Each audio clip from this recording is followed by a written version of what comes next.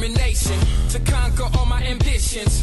Despite all the conditions, in light of my past decisions, made it to this position, and so my disposition, not seeing no limits, killing the competition. Yeah, I'm a beast, now I'm unleashed, ready to feast, calm and peace, not the least. What's going on, people? We are live. It is Saturday night, and it is time for the next podcast. I hope you guys are having a great weekend. I know I am. I am vaping on a new vape that I got, I think it was yesterday, playing games, trying to play PUBG on snap's like old Xbox One, and I gotta say, there is a huge performance difference when it comes to PUBG on Xbox One and Xbox One X. Maybe we'll get into it in the topics, but for right now, we gotta get into the intros. And first, I gotta introduce this guy first, because I gotta say, he's got some balls for tonight's gameplay. This man is only coming with one game for gameplay, and he is claiming that he is gonna take the crown. And I am talking about Dark Optimus!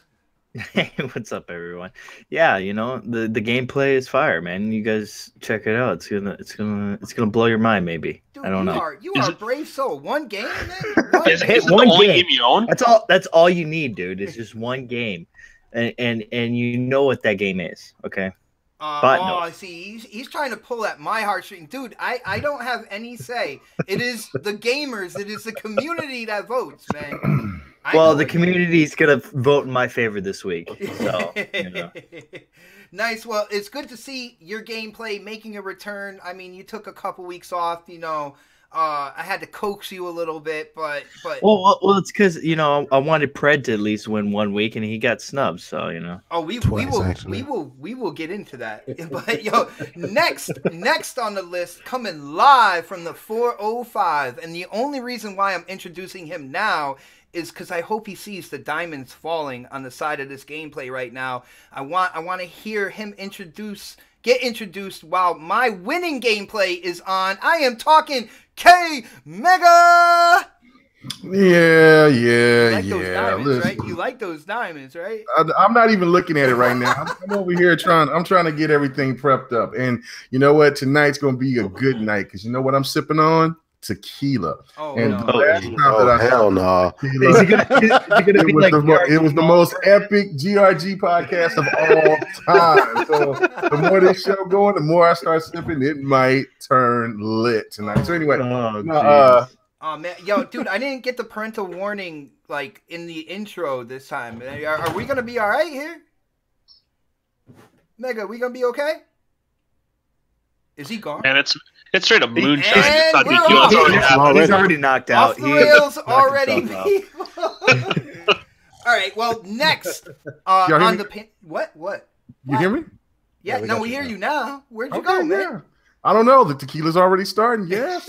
Anyway, hey man, look, I took big chances tonight on my gameplay because everything is fire, of course, but I brought in a particular game because a lot of people make fun of me about this game. So get ready for it, because it is a treat. All right. All I can say when it comes to K Mega's gameplay is there can only be one. You like that? Yo, that was ill, man. Yo, people are definitely in for a treat. But yo, speaking of gameplay, I'm gonna have to get down the line of introductions, and I want to introduce the man who gets no respect when it comes to the gameplay on this show. The man who I thought could definitely win the first 2 times we did this. I am talking about that true gamer on the next podcast, Predator. Yo, what's up, man? See, that's what happens when you're the 6th man. You coming out the bench. Nobody gives you any respect. Hold on. Lou Williams was the 6th man. Look at the contract he got, man. I'm saying. So does that mean I'm the 5th man then? So I'm in the game. No, you're Dark Arter. You're Dark is the Luke Longley. You dance for us, man. Come on. No way, dude. He's straight up water boy. He's holding the next podcast flag. You're towel boy. Yeah. Yo, I don't need any hands to hold my towel. Wow. But hold on, Predator. I gotta say, man, I saw the gameplay, and you brought it again with a game that we have not seen on this show at all, man. I gotta say, dude, you keep bringing a variety. You are battling Mega when it comes to the variety of gameplay, dude. You know, when I started doing this, you know, I figured, you know, I bring a little bit of everything, and obviously that hasn't worked in the last 2 weeks. So I don't know what's up with the fan base out there, but like I try to bring a little bit of everything, and y'all been fucking me over. So I don't know, guys. We gotta get a hashtag out there. This L. I had to take this L again this week. We gotta get a hashtag in the Twitterverse. Look at this sippity shit. Hashtag vote for Pred, man. Vote for Pred last week. Y'all should have voted for this K Mega's week. Let's go. All right. Well, next on the list, my lights started flickering, so it said I had to move on. You know, it is time for everybody out there in the chat to stand up, show that respect, kiss that ring, the Don. Hey guys, you know, now there's a new warning that comes along with that intro. Don't cut your lip on the diamonds on the ring. So, but no, it's good to be here. I don't know if I'm going to be able to make it next week, but let's make the show fire since I can't be here. You're supposed to tell the producer before you tell the audience. What? Oh, wait. Well, listen, yeah, keep me on your toes. It's all good. See, he got inspired to say diamonds because he looked at the gameplay and he was like, man, that side like overlay right there, that is straight fire, you know? And I just don't want people cutting their lip on the ring. That's all I'm saying. You can kiss it. Just don't cut it. Nice. Well, we're going to have to get the most of quote-unquote the Don as possible if he's not going to be on next week. So we are going to be hitting him with questions often, and we're going to tell him to speed up his answers a lot as well. So with that being said, a couple shout-outs, of course. Shout-out to OSnap, It's Mel, which, you know, last week she was on the show, and I tried to play it off like she was at work. This week, she is actually at work, all right? She is doing what she has to do to make that, you know, get that check, deliver those cookies, all that good stuff. And, of course, the golden voice of the next podcast, our boy Fuskis, who is doing really well. Huge shout-out to our brother Fuskis and Newark NJ as well. I got a couple plans for a later, kind of like an episode in the future of the podcast. So, for fans of the next podcast, you know, stay tuned on Twitter and stuff. I'm going to be announcing a few things fairly soon. I'll say fairly soon. But with that being said, we do have to get into the topics, guys. And first things first, let's talk about an Xbox One exclusive, a game that people are really excited because it's a no-brainer that it's coming out. And that would be Gears 5. Now, it's not coming out this year, all right? It's still being developed, but a rumor came out that a development team called Splash Damage Games is actually doing the campaign. And that caused quite a stir, I would say, out there on social media. People talking that, you know, what the hell's going on with Coalition? Why aren't they doing the campaign? All this stuff, man. And, you know, it's something we have to talk about on the panel. So I'm going to hit K-Mega first. K-Mega, when it comes to this rumor, and I'm going to say it again, it's a rumor, guys, that a second development team, Splash Damage, who they did work on Gears 4 in terms of the multiplayer, it's come out and it's rumored that they are actually doing the campaign for Gears 5. I want to know if you think this is true. I want to know if you think this is very important. What are your thoughts, man? Well, I think from my understanding is not only they worked on Gears 4's online, but I think they worked on making a Gears Ultimate as well. Mm-hmm. And so if they've done both games, and if you've played the multiplayer here recently, you wouldn't have anything to worry about if they were to make the game, because of course everything with the story is going to go live or die by the producers, by the writers, and things of that nature. So it's not going to be from the production team or the developers, because they're going to kick ass, because the way that game looks, especially etched enhanced, my God, it's a beautiful game. So in Xbox fans should be actually really happy, especially the ones that's been saying that Xbox hasn't been doing anything with their studios here of late. That means Coalition is working on multiple things other than Gears. And that could be really good. That could be a really sign of good things to come.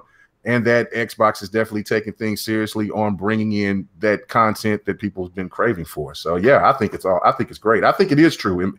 Me personally, I mean, I would think that it, just like with everything that's been going on here lately, like with PUBG and other games, some people from some members of Coalition is out there looking and overseeing to look over things like that. But I mean, it's no different than Call of Duty that has all different type of devs working, or studios that's working on different Call of Duty. So I say sky's the limit. Go ahead. All right, so you don't have any concern, because when it comes down to it, the campaign, I mean, that is to me, that's the backbone of Gears. I know a lot of people play the multiplayer.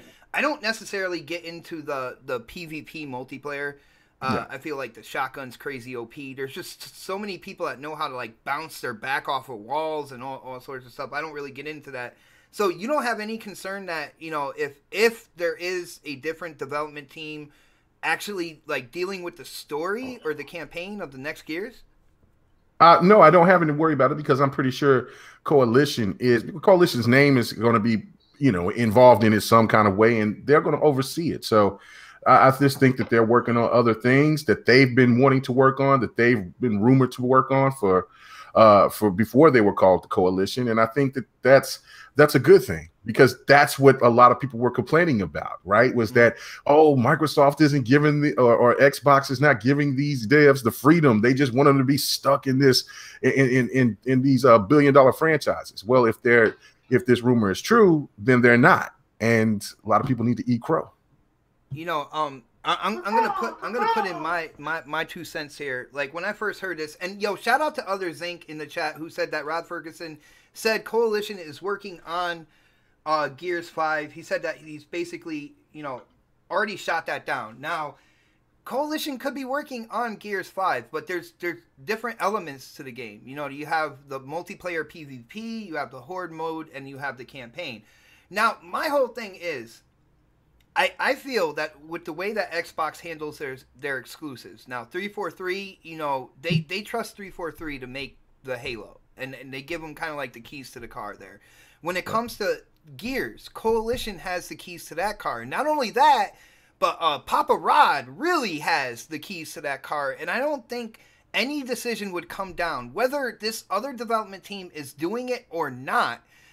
It goes through Rod. So Rod would have to be like, yeah, you know what? They have that heart. They have the heart of Coalition. They know the essence of Gears and where we're going with this. And of course, Coalition would be working with that team as well to make sure, their baby isn't going to catch a bruise. You know what I'm saying? Like, that's the way I feel. So to me, I don't care if they are or if they're not. My biggest thing is, as long as Rod is working on the title, as long as he's still there, kind of like heading Coalition and the franchise is in good hands. So that's where I'm coming from on that whole thing. Yeah, I'm the same way. I'm looking at it from a standpoint of, well, if people are thinking that it's like a B team that would be working on it, I mean, just play. You've played the multiplayer, you've played Ultimate Gears. You wouldn't even know who's made the game, because the game is, you would think that it would be the original people making the game, but it wasn't. And the game still plays, and it's fun as hell. The multiplayer is amazing. And also there's people at Coalition that came from Epic, that's a part of them. So who knows? Maybe that there's other people that, of course, the head guy at Coalition is watching over and overseeing if this is true. And I'm pretty sure the people that worked that was formerly with Epic is helping them working on the game as well and the story. So if it's true, then I don't think that it's a big problem or a big deal, because like I said, if you've played these other 2 games that they've worked on, sky's the limit. Yeah. Nothing's to be worried about, man. Yeah. Nothing. Well, this is just small time stuff, man. The people just to be worried about stupid shit, in my opinion. Nice. Let's get the rest of the panel in here. Predator, man. First off, I don't even know if you're a Gears fan. Are you a Gears fan? Do you like Gears? Did you play Gears 4? What do you think about that series? I did play Gears. I played all except for the 4 and 3. I didn't get into those, but I played the last iteration of Gears. I'm a story guy with that franchise. I can't do the multiplayer. Yeah, I play the story, and that's about it. And I don't think, like Megan said, it's not a big deal. It's like, you have a Coalition makes the game, they're going to outsource certain aspects of the game to another company. All the assets are already there. They're going to use probably the same assets they use from the previous gears, and just kind of tweak those a little bit. And I think if you have the right people in place, know what they're doing, that's an easy assignment. It's like taking a math problem and having the answers to it already. You just have to put the pieces to the puzzle together. And I think the company that they picked out has been with them anyway, so it's not going to be a big issue. I don't think anybody who's going to flip out of this is going to, it's simple stuff. It shouldn't be anything that anybody kind of flips out about at this point. So, and like he was saying too, like Mega was saying as well, that just kind of frees him up to do other projects. Credit, man. I'm giving him the credit because he said it first, and I thought this too, but I didn't want to be like, oh, I'm piggybacking off of him. But he's right. I mean, like most of this, it's common sense stuff. It just kind of frees up Coalition to work on some of the other talked about projects that we've been hearing. Well, Pred, when it comes to these projects, they said about possibly a Perfect Dark reboot, or maybe another IP. Maybe they're bringing back, what was it, Shanghai Nights or something like that. Do you think that Coalition right now is working on multiple projects? One of them being Gears, but then possibly that reboot, or maybe even a new game. I don't know. I don't like to get caught up in rumors because all the rumors have come out. I'll make it go viral. Go ahead, create it. Say yes or no. I mean, look at it this way. All right, all the rumors we've heard so far this year, how many have been verified? If you think about that, like none. Like the Fable hasn't been verified. Like I guess again, Microsoft is going to come out and say it, but like right now, it's just somebody at the water cooler talking about something that's happening with another franchise, the whole EA thing, the whole Valve thing. Like nothing has been verified at this point. Like we have no definitive yeses on any of these rumors we've heard so far. This entire generation, this entire year or the last 6 months, should I say, on what's going on with Microsoft? None whatsoever. So I hate that we get ourselves caught up in these rumors and then we get ourselves let down at E3, and that's happened for the past 2 or 3 years where we hear stories and then they don't come true at E3 and we just kind of forget about them. We don't talk about them anymore. And here's another, this whole, I would say probably from November on till now, we've heard multiple rumors about about Microsoft acquisitions, games coming out, that kind of thing. And so far, nothing's been true. Nothing's been put out publicly from Microsoft. So I'm going to hold my horses on what I think Coalition is doing. But do I think that they freed up some time and some space and some assets to work on something else? Yes. So they have the ability, is what you're saying, but you're not going to put yourself out there and say they are working on something. Well, I mean, put 2 and 2 together. You have this happening. You also have Phil coming out and saying that he's really focused on his third parties, and getting them more involved, that kind of thing. You got Rare working on Sea of Thieves and possibly another project.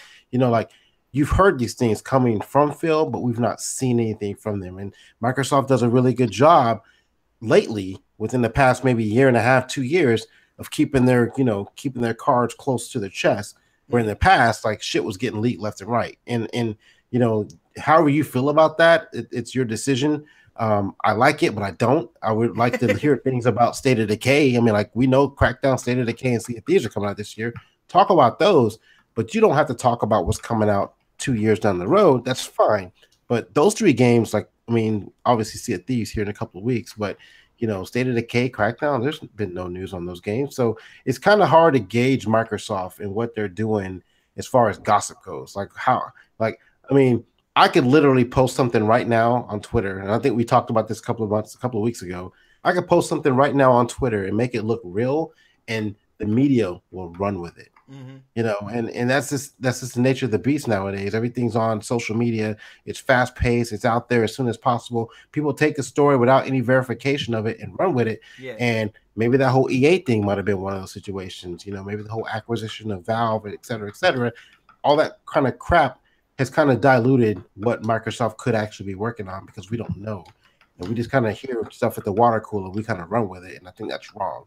We got to start doing more I hate to say fact checking, but like we gotta kind of fucking check our sources on some of this stuff instead of just running with everything we believe before we start retweeting stuff.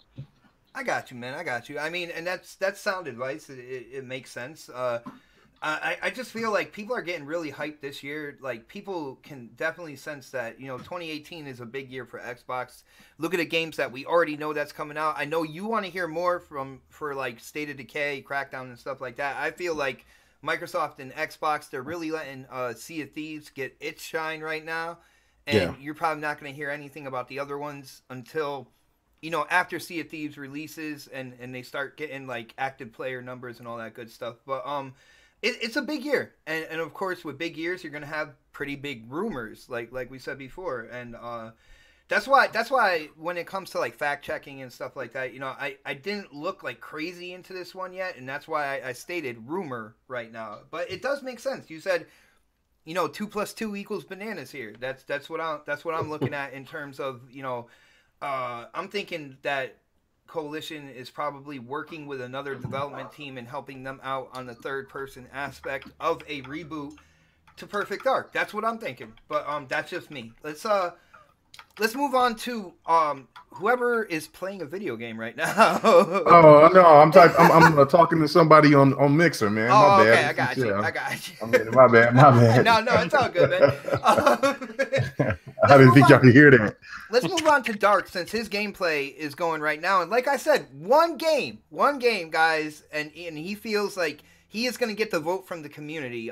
Let me know in the chat if you think this is good enough right now that you're going to vote for Dark Optimus after the show tonight. But Dark, what do you think about this whole Gears 5, possibly splash damage, working on the campaign? Is it a big deal to you? What do you think's going on, man? Here's the thing. It's just a rumor. I don't think it's a true rumor. I think it's just, I think it's just something that's being thrown around just because I think a lot of people, I don't know if a lot of people like the campaign that Coalition came up with 4. I just think they're just trying to come up with rumors just to freaking, kind of say that, Coalition is out and splash damage is in now for Gears. It's just like, I don't think that's even the case at all. I think you know what, people are trying to say that Microsoft and Xbox could be undercutting Coalition and giving the franchise to. That's what they're trying to spin out there on like Twitter and stuff. Yeah, I think that's what they're just trying to spin stuff around, and it happens all the time. People do this kind of crap all the time. Just spin people's words and things like that. I don't think splash damage might be doing something with Gears of War 5, but I don't think they're the main head of the campaign. I think Coalition still has that under their wing, and I think they're going to continue to thrive in that space because they did a really good job with 4, man, and 4's story was really good, and I'm excited to see what comes next from them. So I got you, man. I mean, at the end of the day, like I said, I feel I have enough like respect for Rod Ferguson. I have enough respect for Xbox in terms of their exclusives and what they do, when it comes to these teams developing exclusives for Xbox. Like, I know back in the day, Bungie, people were talking about kind of like the scheduling and, Xbox telling Bungie, hey guys, you're supposed to have this done at this point in time. What's going on? We need this. We need that. And from what I see from Bungie, it seemed like Bungie needed that kick in the ass to be on schedule, like periodically, in order for the game to come out. So I can't really fault them for that. I just feel like Xbox will do what's right for the franchise. And they, Phil Spencer being in charge, he knows how big of a year this is in terms of certain features. He got Game Pass. He got a bunch of new exclusives coming out and stuff like that. It's a big year.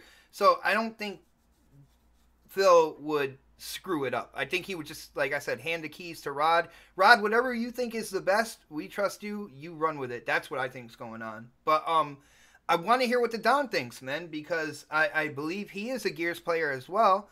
I've definitely seen him a time or two playing Gears 4. So, Don, what do you think about this rumor? Is there any any validity to it in terms of, because you are, you know, an up and coming developer or whatnot. What do you think from that aspect of your brain, from being a developer? Is this plausible, man? How about I just tell you what I know? How about if you tell us what you know? Yes, they're involved in the campaign. Okay. The next Gears, whatever it's labeled 5, I don't know that part. They're also involved in the campaign on the remastered of Gears 1. They were also involved in the campaign in Gears 4. All right, so nothing has changed. Okay. So why are people making such a big deal out of it then? Because people don't know what the hell they're talking about, right? So you should get on tequila. They're primarily been involved on the multiplayer side of things. Like, that's where they put most of their efforts and stuff like that. But they have helped on the other. And so this happens a lot in development. And this is what people need to understand is companies, big games, especially bigger the project, the schedule becomes a crucial thing. And so they start bringing people in if they're not hitting the marks and stuff like that to help out with the project. That's not abnormal. That happens a lot. It's a lot of what I do right now on the side is you're gun for hire, basically. Yeah, I'm a freelance contractor. Like most of the work I've been doing the last year and a half has been freelance contract work. They did try to bring me on full time, but I decided to stay freelance. That was a choice that I did. Now there's also freelance contract studios. That's what Splash Damage has evolved into as a studio. So, you know, maybe they're increasing the size of the campaign. I can maybe speculate on that. I can see that being the case. And yes, Coalition is helping out other studios as well with something else. That I know as well. What it is, to what extent, I don't know. But it has nothing directly correlated with what we're talking about in regards to Gears. It's just kind of something else they're doing instead of having some guy sitting around there and say, hey, can you pitch in over here? Don says he doesn't know. I don't know. Rest of the panel, do you guys believe him that he doesn't know what Gears is doing on the side? Or what Coalition's doing on the side? Yeah, cool. Damn it! I'm going to say I don't know. Yeah, I'm going to go with that. Oh, I can't wait until we get off air now. Because I like to work in the future. I don't want to spill anything that I... Okay, all right, I got you. We'll move on. Not be true. It's like along the same lines of what Pred said, right? Mm-hmm. You know, you don't want to comment on something that's not actually true. 2 plus 2. 2 plus 2. Yeah, exactly. You can add things up, but I don't think anything really has that changed for a Coalition. I think what people need to also understand is Coalitions like 343, they're the franchise holders. So they manage comic books, they manage movies, they manage figurines, all that sort of stuff.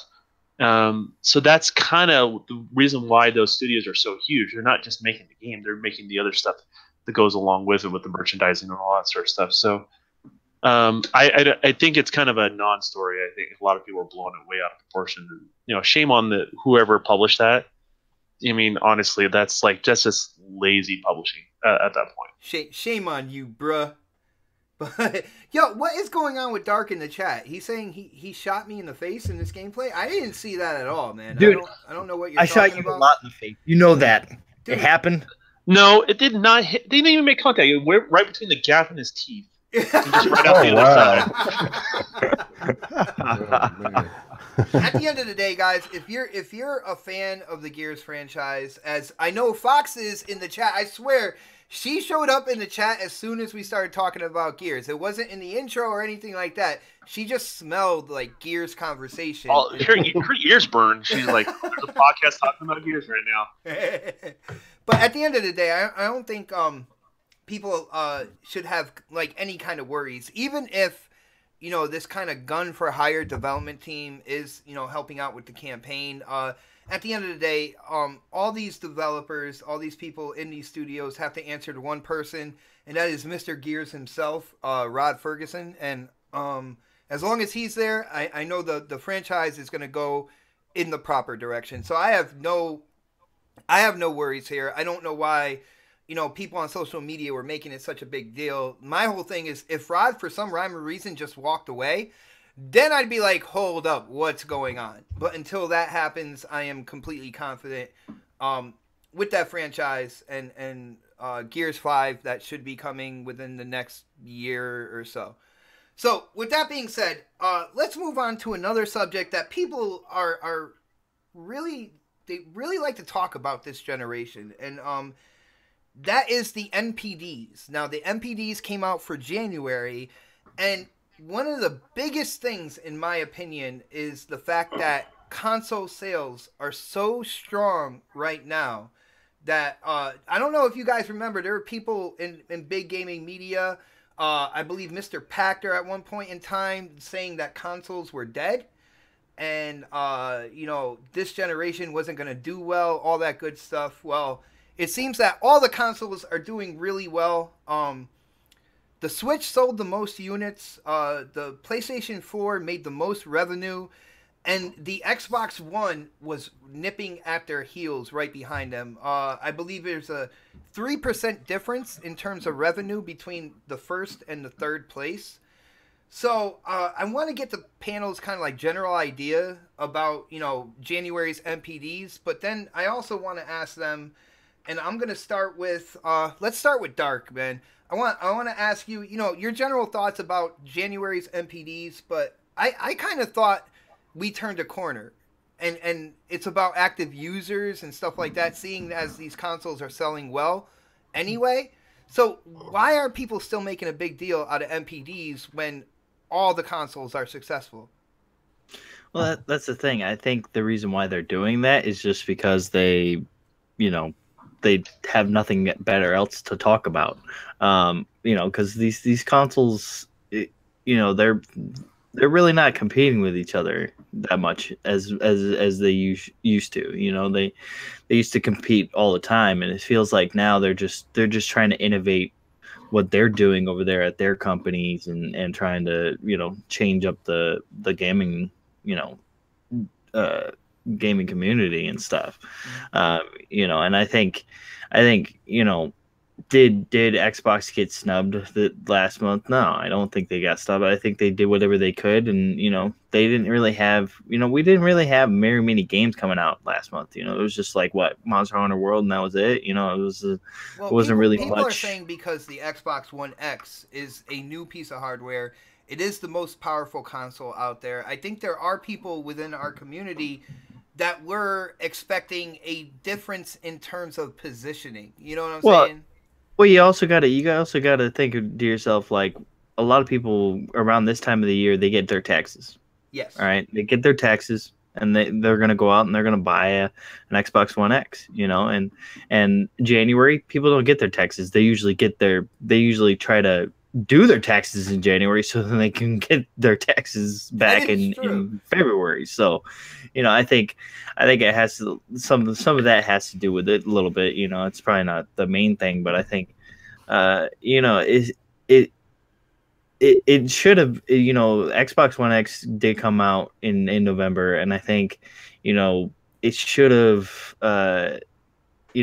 probably done really well in January, but I think a lot of it has to do with the people are just, they don't want to spend the $500. I think there's a lot of people out there that just they don't think it's worth it, but they don't really know until they actually have it in their hands. You don't really truly know until you have it in your hands. You can't. There's only so much you can see on YouTube to really boast what the gameplay looks like. Once. So, Dark, I got a question for you. Hold on. Before you ask the question, he talked about gameplay.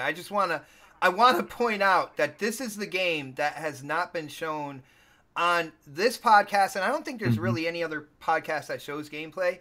This game is ridiculous. We need to have this game on console when it for sure. Oh my goodness. But it's in preview program for PC right now. Yes. Yeah. So it's in its early stages. Yeah. So I want to ask you this, Dark. So, Good job, do you think there's a difference in the tone of what you're seeing in the media in regards to what they used to hype up a while ago and versus now that the tables have turned? Yeah, I feel like it's a lot quieter. So do you think that has something to do with it as well? Oh yeah, I think a lot of it has to do with it. You know, they're quieter. They're trying to, you know, they're trying to douse the flames of what, you know, I think the X is doing. You know, and I think, you know, eventually people will come around and see what the X can do, and you know, I've been seeing it. I mean, man, I had an S and it looked like crap on my TV. You know, and I have a 4K TV. I know somebody who got an X just today, but that's all I'm gonna say right now. Yeah, and the X, you know, when I got it, I was just like, man, you know, I was playing Assassin's Creed Origins, and man, that game looks fantastic on the X. You know, it really showcases what that console can do, and I'm excited to see what they do in the future. You know, especially with the exclusives that are coming out this year, like, you know, State of Decay and Crackdown and stuff like that. Damn, Pred, this game is beautiful, man. Oh yeah, man, I'm like mesmerized, man. That's why I was like slipping up on my words, man. I was like watching this gameplay of Brad. I was like, damn, dude. Yeah, this game's good. He's gonna make me get this after the show, man. I know, right? He's gonna make me cop it because I was interested in it, but yeah, now I'm looking at it, man. And this, is it PvP and 4-player co-op, or is it just 4-player co-op? 2-player co-op, yeah. Oh, go ahead, Pred. Let him know what it is, man. Yeah, it is 2-player, and basically, you get XP by killing zombies. There's 3 main, like I guess, lower bosses you have to kill before you can get to the main boss. Mm-hmm. But as you hunt with your teammate, there's I want to say 3 other teams that are hunting as well, the same as you, and you can kill each other, or you know, just extract the, I guess, whatever.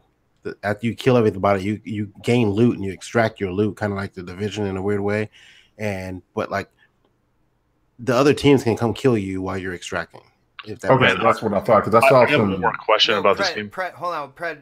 Before you answer Don, I'm cutting Don off tonight. That's my agenda. That's what's going on. Yo, Cowboy Redneck said, yo, if this would ever come on the X, he would definitely get it. And Cowboy Redneck said he is voting for you tonight, just off this game alone. So.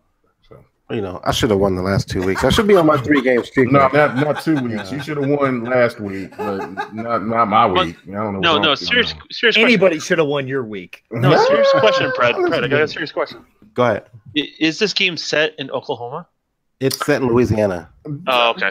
Look at this. I see where you're going with that. Oklahoma. What kind of? I see where he's going with that. Look, Oklahoma His don't have house is right here to the right. Oh, man. He's copping his cousin right now. Look at this. These West Coast cats, man. I swear. Is that Mega right there? No. Man. So, all right, guys. Can we step on topic right now? Because I mean, look, Fred's got a great gameplay. He'll get second place. K Mega's gonna win. Oh wow! All right, now check this out. When it comes to NPDs, man, for people who are still following them, and this is my 2 cents in on this. For people who are still following them, guys, you are doing the old thing, the used to be thing when it comes to the gaming industry. Because if you look at what's going on now, you look at Game Pass, you look at Google trying to get in on the gaming industry, you got, you know, hints and rumors and teases of like Amazon and stuff like that.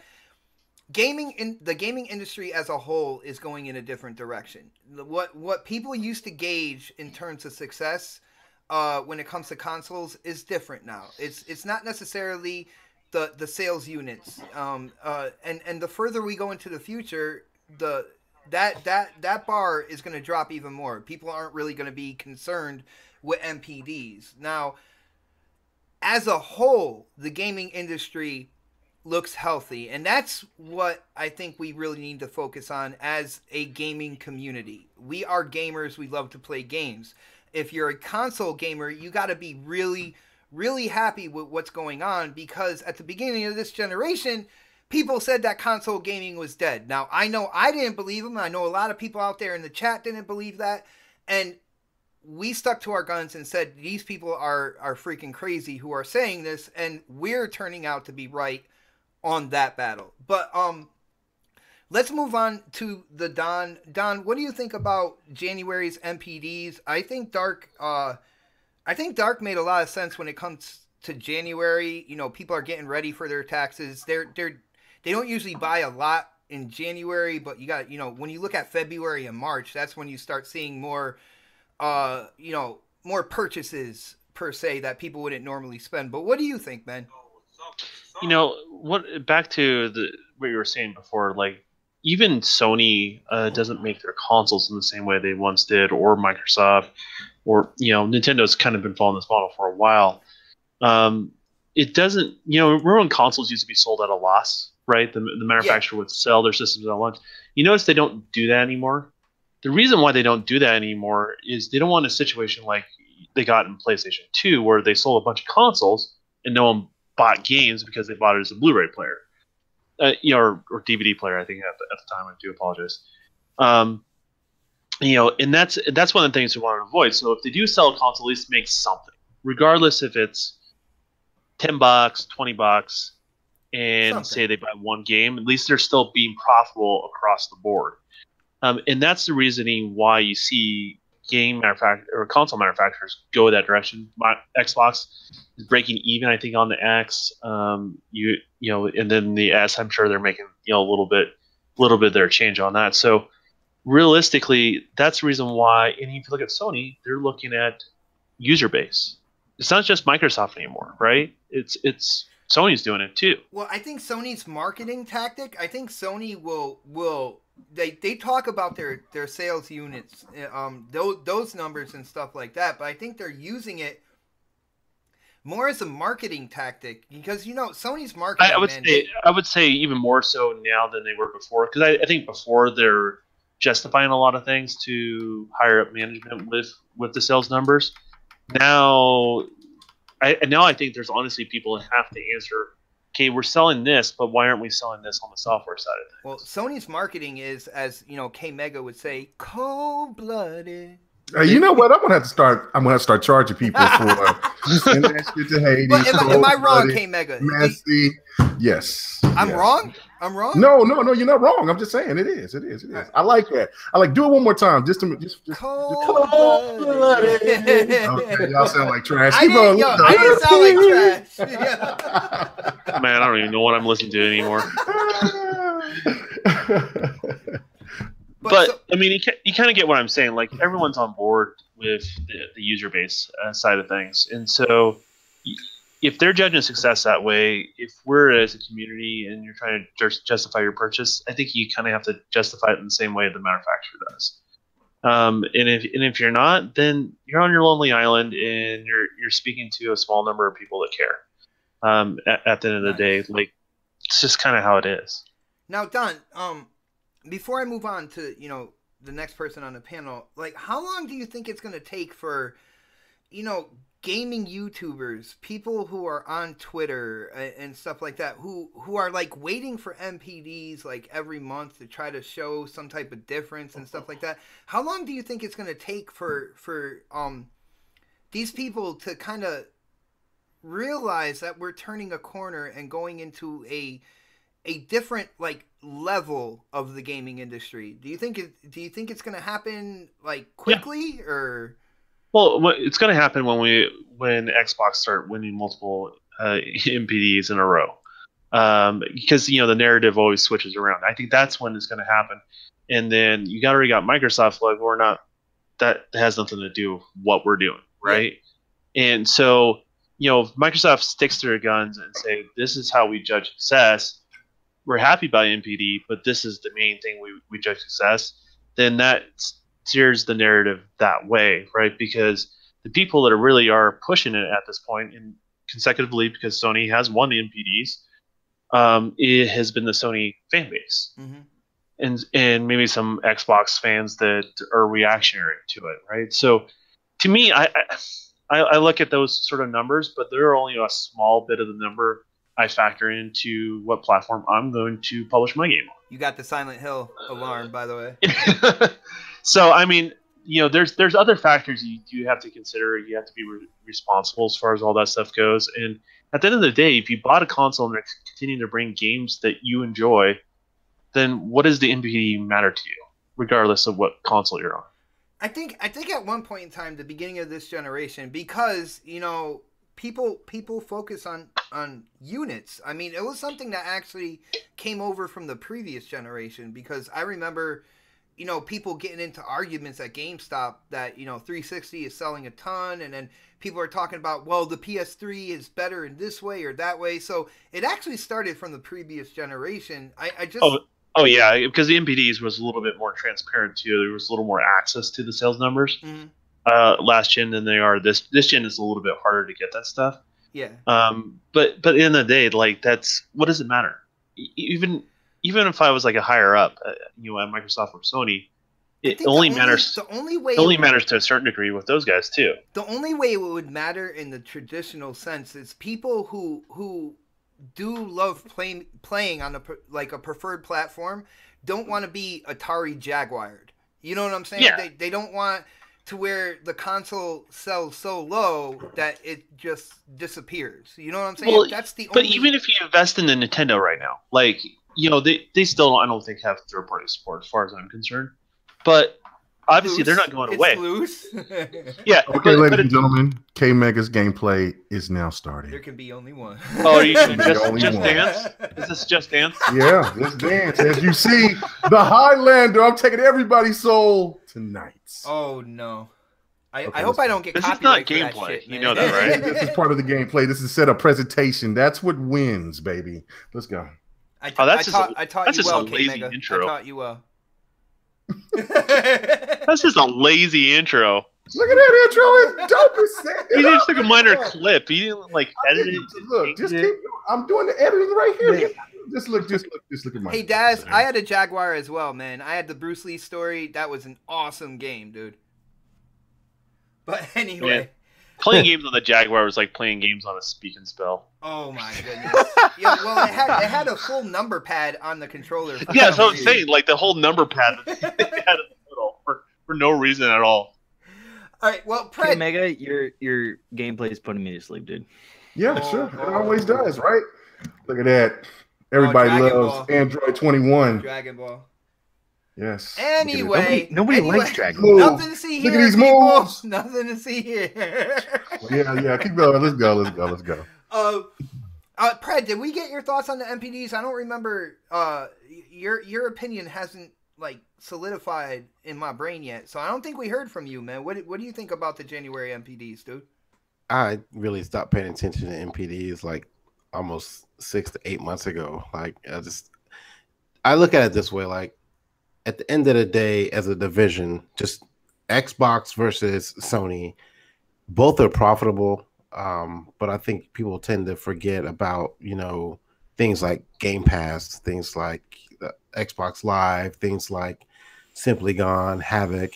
All those are encompassed under the gaming division of Microsoft. And at the end of the day, you kill your partner from the inside, not from the outside, right? Damn.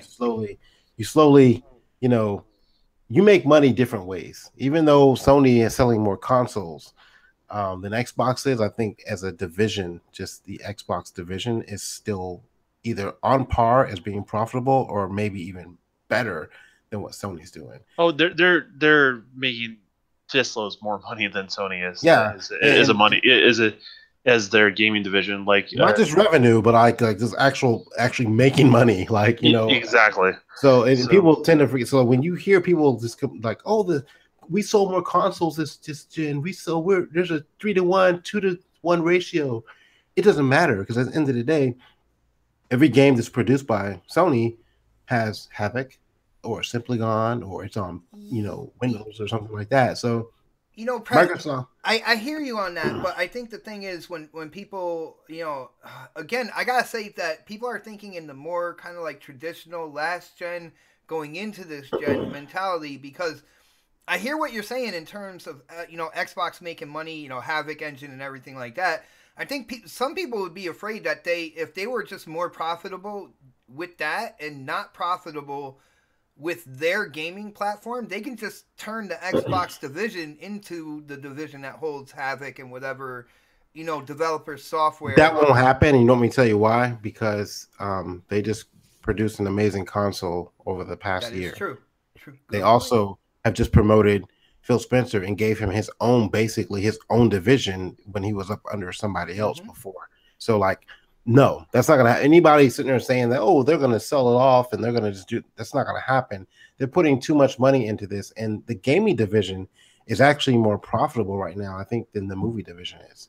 So like, you know what's even crazier? I think people don't realize this. Like, a lot of Microsoft's game division subsidizes the cost of their other businesses, right? The technology that's they learn from developing games and partners and stuff like that apply across the board with other technologies and vice versa. So that lowers the cost of what these things actually cost and what they can profit from. So they're not interested in getting out of the game business because, well, it makes all their other divisions more profitable.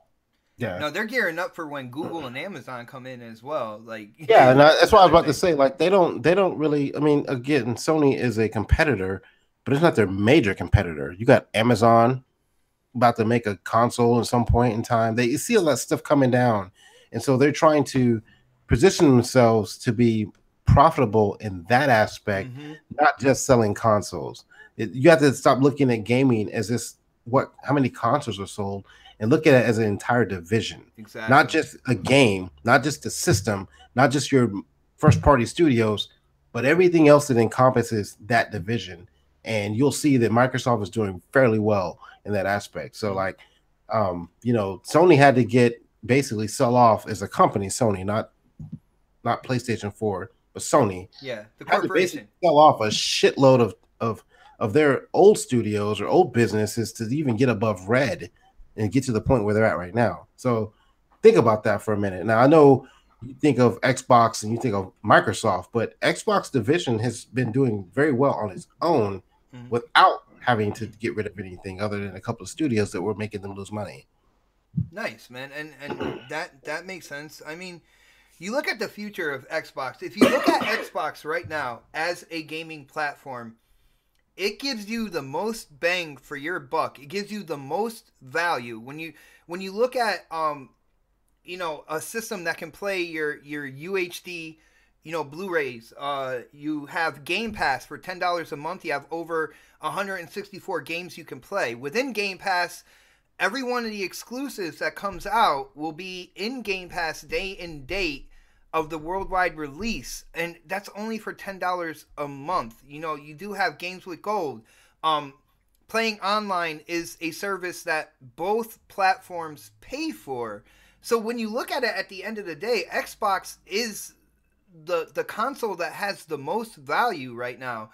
And it just started this way. I mean, we just started hearing about Game Pass and stuff like that now. So you got to let that, kind of like sink in terms of the broader range gaming community before you say anything like doom and gloom as well when it comes to the platform.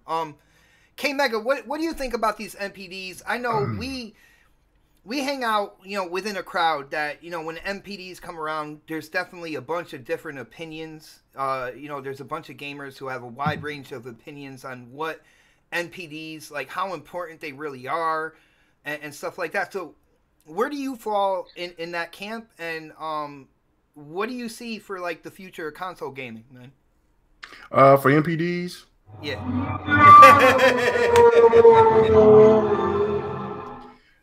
For just for the future of the console gaming, it's absolutely amazing.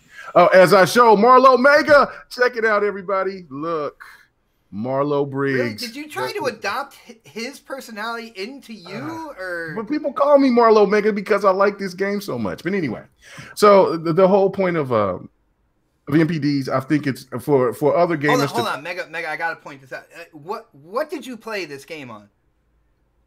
Oh, I played this. I got it both on the Xbox and I also got it on the PC. This is PC gameplay right here, right? Yeah. I beat it on the PC. I just went back. Those bugs, their backs are a little extra shiny. There's a little more vegetation. The clouds look a little more in depth. Like, this is where I first got the game at, was on PC, and I was like, "What is this?" And then I was so excited I had to get it on the Xbox as well, because I didn't know this was an Xbox game. I think they're gonna do a smash up where he's gonna fight Kratos one day, man. I swear. Stop it. They got the same moves, man. I mean, I told people that this game plays like God of War. Hell yeah, it does. I mean, it doesn't. And that's not a bad thing either. No, man. It's not. But anyway, the NPDs it shouldn't even really be talked about. I mean, it should be brought up just to talk about numbers a little bit, but to the point to where they're trying to say that the Xbox is a dead brand, or whoever's the third or second are losing the war, and they're not making any money, and it's almost over for them. It's absolutely stupid. Yeah, like I mean, it doesn't make any sense, and for so many people to follow behind that is just unnecessary. It's when you say that's part of the toxic side of things. Well, I mean, some people are genuine, and they use that as their niche for their, for their views, because there are people that really like to pay attention to it. I do think there's a side, like I said, that just thinks more. But a lot of people do use it as toxic. It is toxic. Rhetoric. I'm not going to step out that far. I will say that I do feel like there are people. Yeah, in terms of toxicness, there's some, but I think there's a lot of people out there, at least that look at it in a more traditional factor, a more like last generation factor, and not realizing kind of like the leaps and bounds that we are right in the middle of making in the gaming industry. You know what I'm saying? Where those numbers don't necessarily mean what they used to mean last generation. No, it doesn't. And also, it's really different in this aspect, because there was somewhat you guys was bringing up the Atari Jaguar, with the competition of other companies that want to come in here and wants to get into the console space. They see that there's more money to be made than there ever has been in the history of console gaming. Plus the fact that the people that want to get into, or the companies that want to get into it, they have more capital than ever, so they can take a loss for the first couple of times and then get back into the form and understand what they made a mistake in. See, Atari Jaguar, they couldn't do that. Others, the 3DO, they couldn't do that because everything was just too expensive, and the consumer just was already in love with whatever they were in love with. People are now open to other different platforms. I mean, you can see this, like, from the handhelds, we're looking at how the Nintendo has evolved into being the Switch is a handheld, guys. Yeah, well, regardless, that they're evolving into being a service that don't want to try to compete to be the biggest and the best. They just want to be Nintendo. And while Xbox and PlayStation have to follow suit and try to be as close to the PC as they possibly can, because they're in competition with one another. So it's just right now, the NPD talk is just all for rhetoric, and I guess for just to showcase who's number one, but it's really funny when the other side becomes number one. Then all of a sudden people make alliances and shit. Like they'll say, Nintendo's number one, and I know PlayStation's number two, but you know what? Xbox is dead. Xbox is dead. What are you talking about? Nintendo don't got no love for PlayStation like that. They just want to, what I'm saying? They're all fighting for the consumer's dollar at the end of the day. And these guys do not hate each other like some of these YouTubers try to make it out to be, which is absolutely it's all ridiculous. Wrestling, man. Yeah. This is just business, and nobody cares. I mean, when you seen when Jack Tretton left, and he was out there drinking with Phil Spencer and Xbox and all that, and what I'm saying, that's really cool. Instead of for gamers to unite and to talk about real things that matter, they want to make this the emphasis about everything. It's about console sales. And when Microsoft is still making more money and they're acquiring something, that should tell you right there that Xbox is not hurting at all, because they're acquiring things for their platform. You never see a company that's struggling acquire anything else like Havoc and all these other things. The opposite, right? You're usually selling off stuff, not closing studios, but selling stuff. Yeah.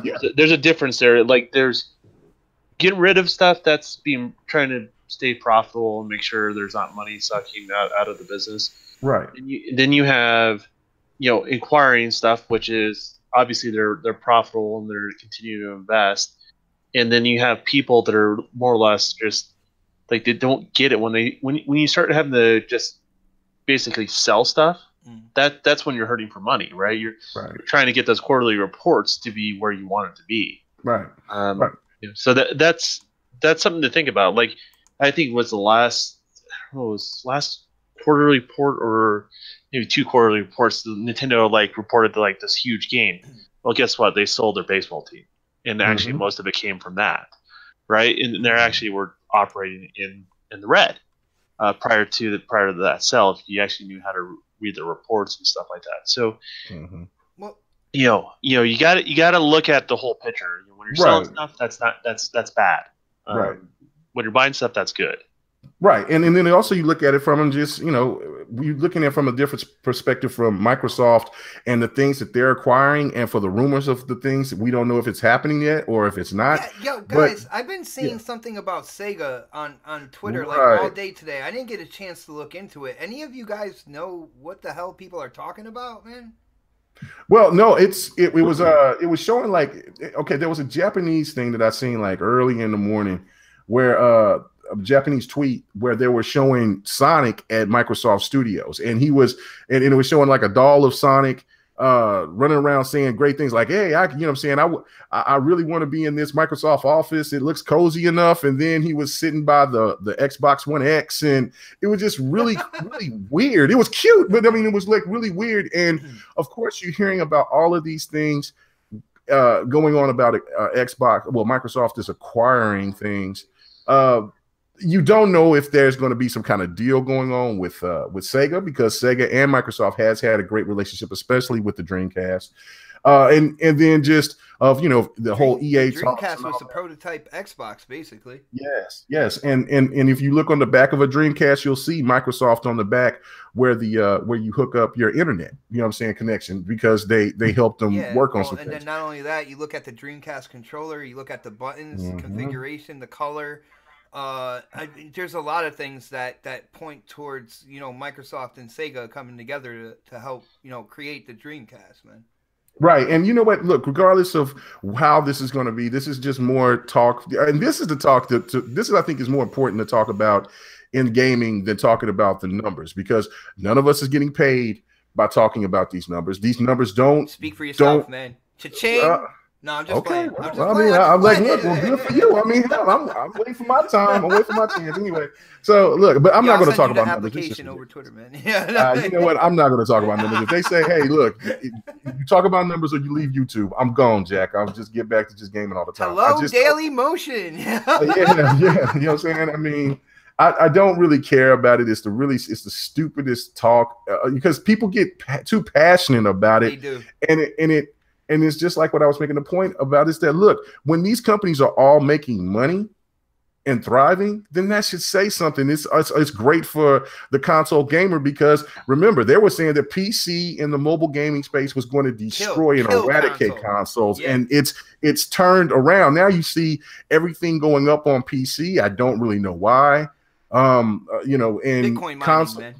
Yeah, well, and consoles are basically starting to get serious about trying to catch up, because they were ahead at one particular time, and the PC just leapfrogged them last generation, and now it's just healthy. The market is really healthy, so it's great. And who cares who's number one, who's number three? It's really all about what your preference is, and if all these companies are still producing great games. Mega, a little while back, like, I got really excited when you said something, because I heard segue, man, and I really want to get into the next topic, which you were talking about when Phil Spencer was having a drink with the Sony guy. What was his name again? Trent. Trent.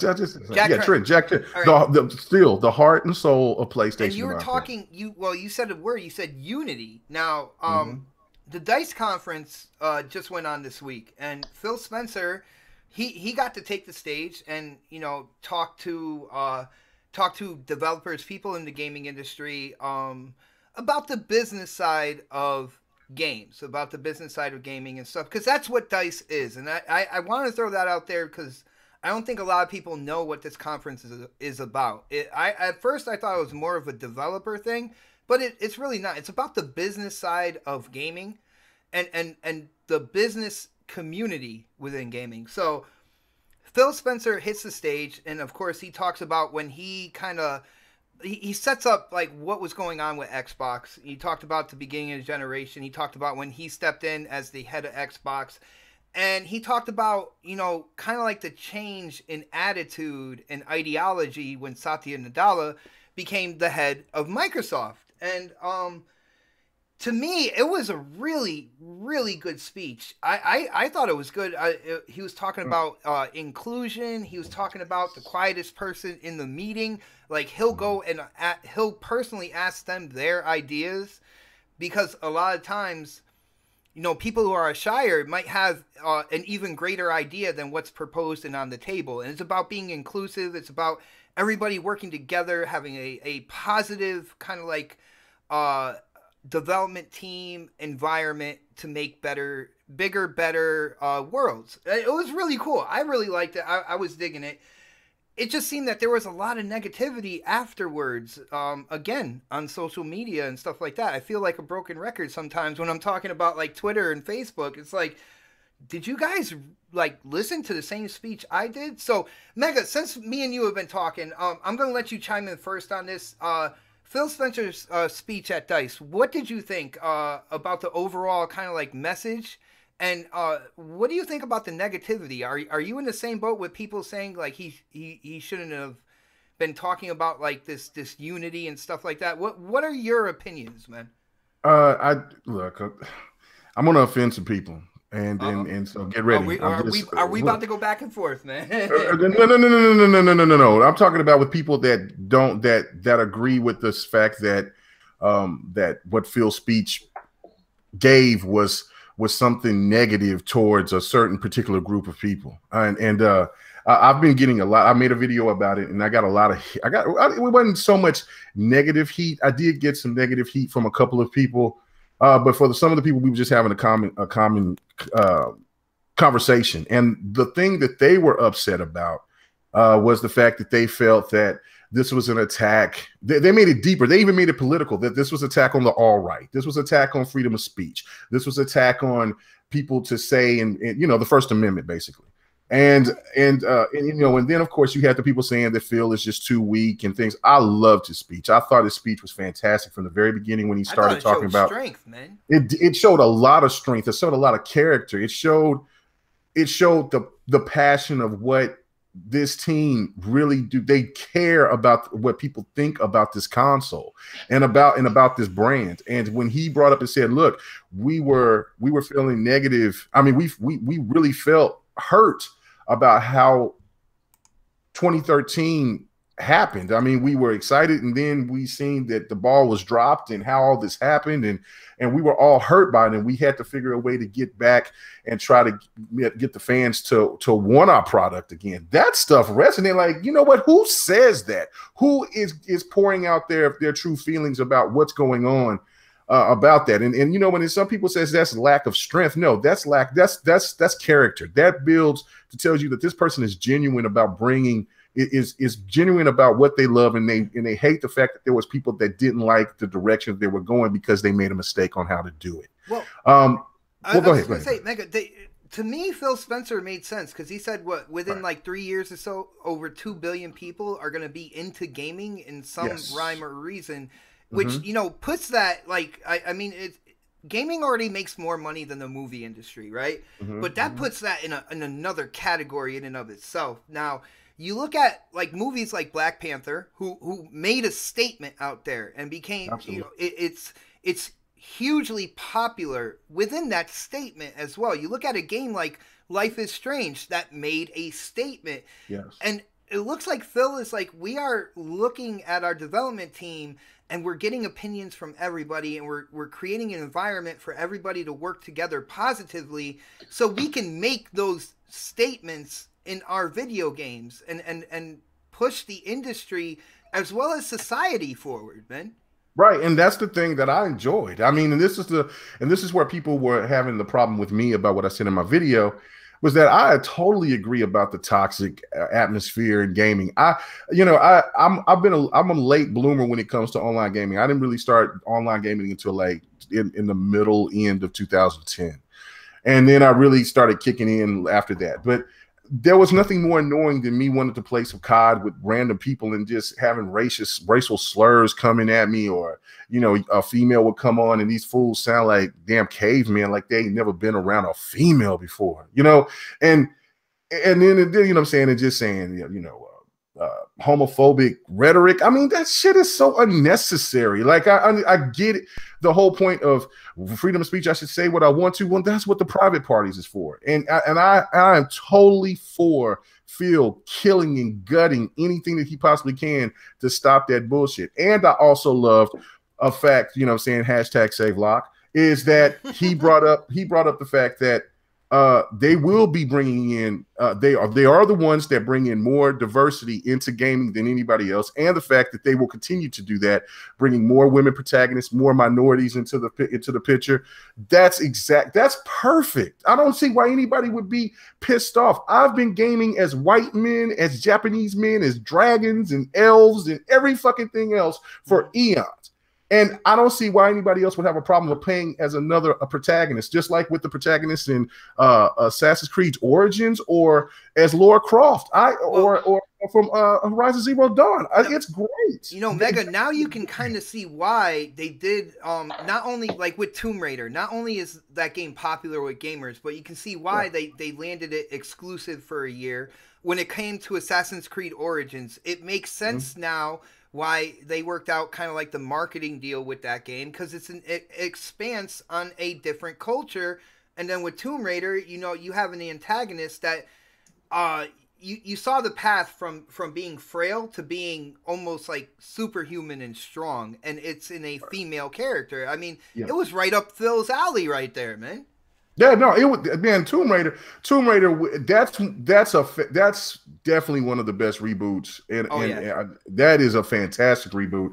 And the fact of it is it was great to hear. It was refreshing to hear that. Look, I'm here for the gamers. I'm serious about this. We're going to do this. And of course, it's like what the Delirium said. Yeah, they got humbled. They got their ass kicked. Sony did everything that probably the old Xbox 360 would have done, but Don Matrick is not here anymore, and Phil had to adjust. That whole Xbox team have to adjust. Now, as we see the fruits of the labor of them being humbled, we have the Xbox One X, one of the best consoles ever made. So therefore, the sky's the limit for the Xbox brand, and it only brings better competition because PlayStation is going to bring it and Nintendo is going to keep doing what they're doing.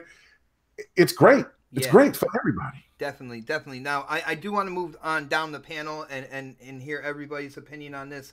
I am going to go to Don next, just because, with him being a developer, I want to hear what he thought about the speech. But then I also want to ask him, for people who have, heard the speech, watched the speech, and everything like that, I also have a feeling with, like, the audience that was there, he was kind of reaching out to the developers as well, saying, hey, this is an environment. This is what we're trying to like really iron out in terms of a working environment.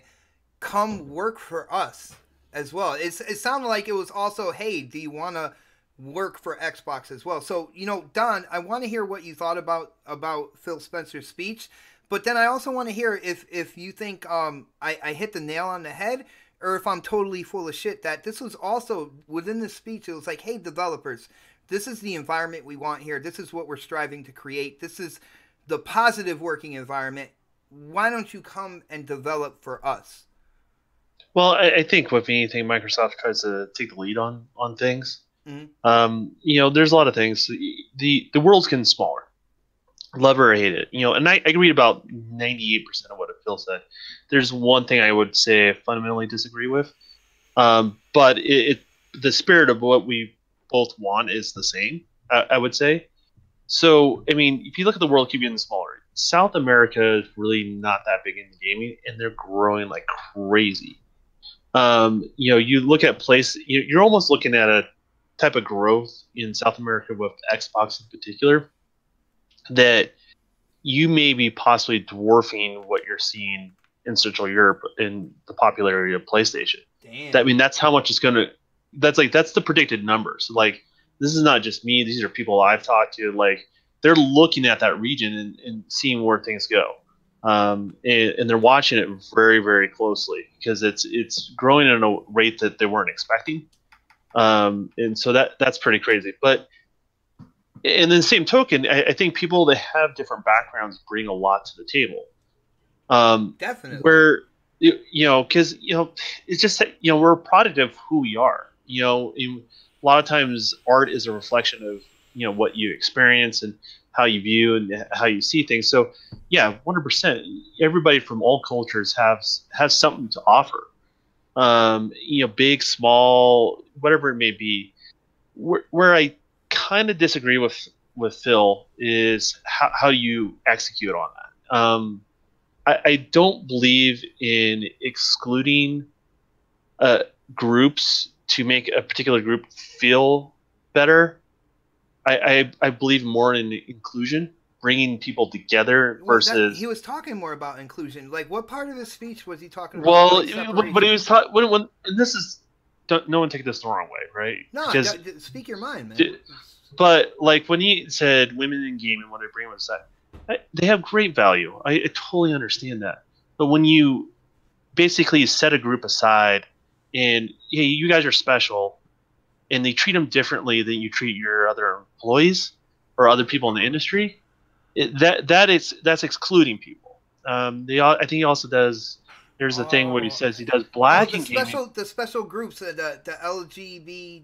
The LGBT, yeah. Yeah. Well, no, I think it was LGBT. I didn't. No, he did that group. He did the women's group. There was a couple of them. I know there was blacks in gaming, and then there was women's in gaming, and I think all those people have extreme value. It should just be gamers in gaming or developers in gaming. Exactly. I don't believe setting people aside and then patting them on like that leads me to believe that what in your culture of a company that those people don't feel valued, that you have to create a special event for them. Like that's right. I did, K-Mega. Stop it. Somebody asked me a question. That to me is kind of a fundamental issue. Like if you have to do these sort of things, then you're doing something wrong at a fundamental level, or you're trying to repair what else has happened in the past. And so I get where that's going. I think there's just better ways of doing it. I think when you go through the interview process, if you have diverse staff there, make sure they're there for the interview process for bringing on new hires. There's been studies shown that when you do that, even though there's management makes the final decision, and you probably will listen to what the other people have to say in the different departments and just different representation of different cultural backgrounds. A couple interesting studies happen from that. It sets a clear message that studio or that company is about inclusion. People will connect sometimes with people you don't realize they would connect with, right? There's been studies of I think 90% of the people when they do that will connect with somebody not of the same race or culture as them, which is interesting. But it makes them feel like they're not alone. It makes them feel like they're included. It sets a precedent as they are hired that they are welcome. Things like that, I think, are a much better way to do it than excluding a group of people and saying, hey, you guys do great. Well, that's kind of demeaning. And then you got the jealousy of just natural people, right? Like some people are just get naturally jealous when one group gets a special attention and saying not another. And that's just human reaction, unfortunately, and it's unhealthy. And like I know a good friend of mine, he has a Asian background, and because they did some of those groups like that, he did not apply to Microsoft when he was out of a job. He applied somewhere else because he felt like, well, okay, why are they making a special deal out of these? Where am I going to be included? Well, Don, I agree with you 100%. I agree, like that's the way the world should be. But this is where me and you will kind of branch off a little bit differently right now. I feel like there are groups that have been getting the shaft for so long that it's actually healthy to create these groups and show what they can do and then have everything blend together. I feel like the world has become accustomed to kind of knocking people down for race, for gender, for religious views and stuff like that for so long. And I'm not saying everybody, man. I know the gaming community that I'm in on Twitter, on Xbox Live, even PSN and stuff like that. There are a bunch of great people out there. I'm just talking about society as a whole have become so accustomed to pushing down certain the only groups. problem is you know what justifies that, right? Like it's not on fair ground on anything. Like as I said, my friend is in minority, right? He works in the community, and because his minority doesn't feel like it was included, he didn't think that was a place for him to work. That message, he's entitled to his opinion there. And he's entitled to his opinion, but it defeats the purpose of what I think Microsoft's trying to do. I think at the end of the day, like I said, this is my opinion, and like I said, I totally agree with you. This is the way the world should be, but unfortunately, it's the way it hasn't been for centuries. All right, so there's going to be an intermediate time. There's going to be a time where you bring up these groups and you show exactly what they can do, and then there's an acceptance all the way through. All right. Yeah, but they're just a better way of doing it. That's what I'm trying to say. I hear you. Yeah, I mean, and that's what I'm trying to say. Like, you know, in regards to all this, because the world is getting smaller. Right? I like to include people. I mean, you know, look at GRG, right? You know, I don't think in any sort of way, like we were joking around about it. I'm a member of GRG because of my skin color, because they had to have a checkbox, right? you know, you do have to make quota, but no, that's not. But you know, it's a joke, right? But it's because of who I am, right? And it's because of my qualifications, and you know, and I do show respect to them as other individuals and their background and that sort of thing. So I mean, and I know Kate Megan knows what parties I hang out with, because me and him are usually in the same parties at later at night, and so. You know, my thing is integration is the solution to the problem, not segregation. Right. And those sort of things are segregation, not integration. And that's where I fundamentally disagree with. I agree with the message, but I don't agree on how you execute it, is what I'm trying to say. Yeah, no, look, check it out. I totally agree with what you're saying. And look, this was part of the problem where people were having with what Phil was saying and trying to include in me. But it was kind of like, to me, it was like reverse segregation, as kind of like how what some was telling me. And I'm like, well, welcome to the fucking club.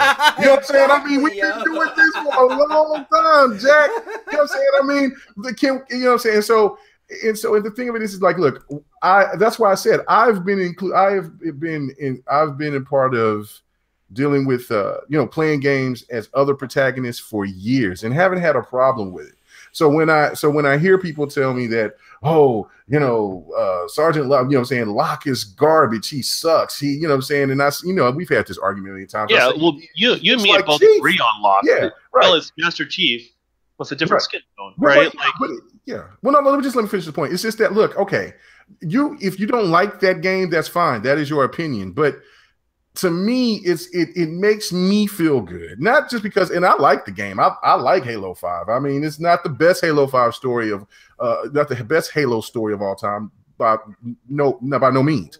But the fact of it is that I've enjoyed it. But it's definitely not the worst. And I think people tend to take it that far for whatever reason that they do.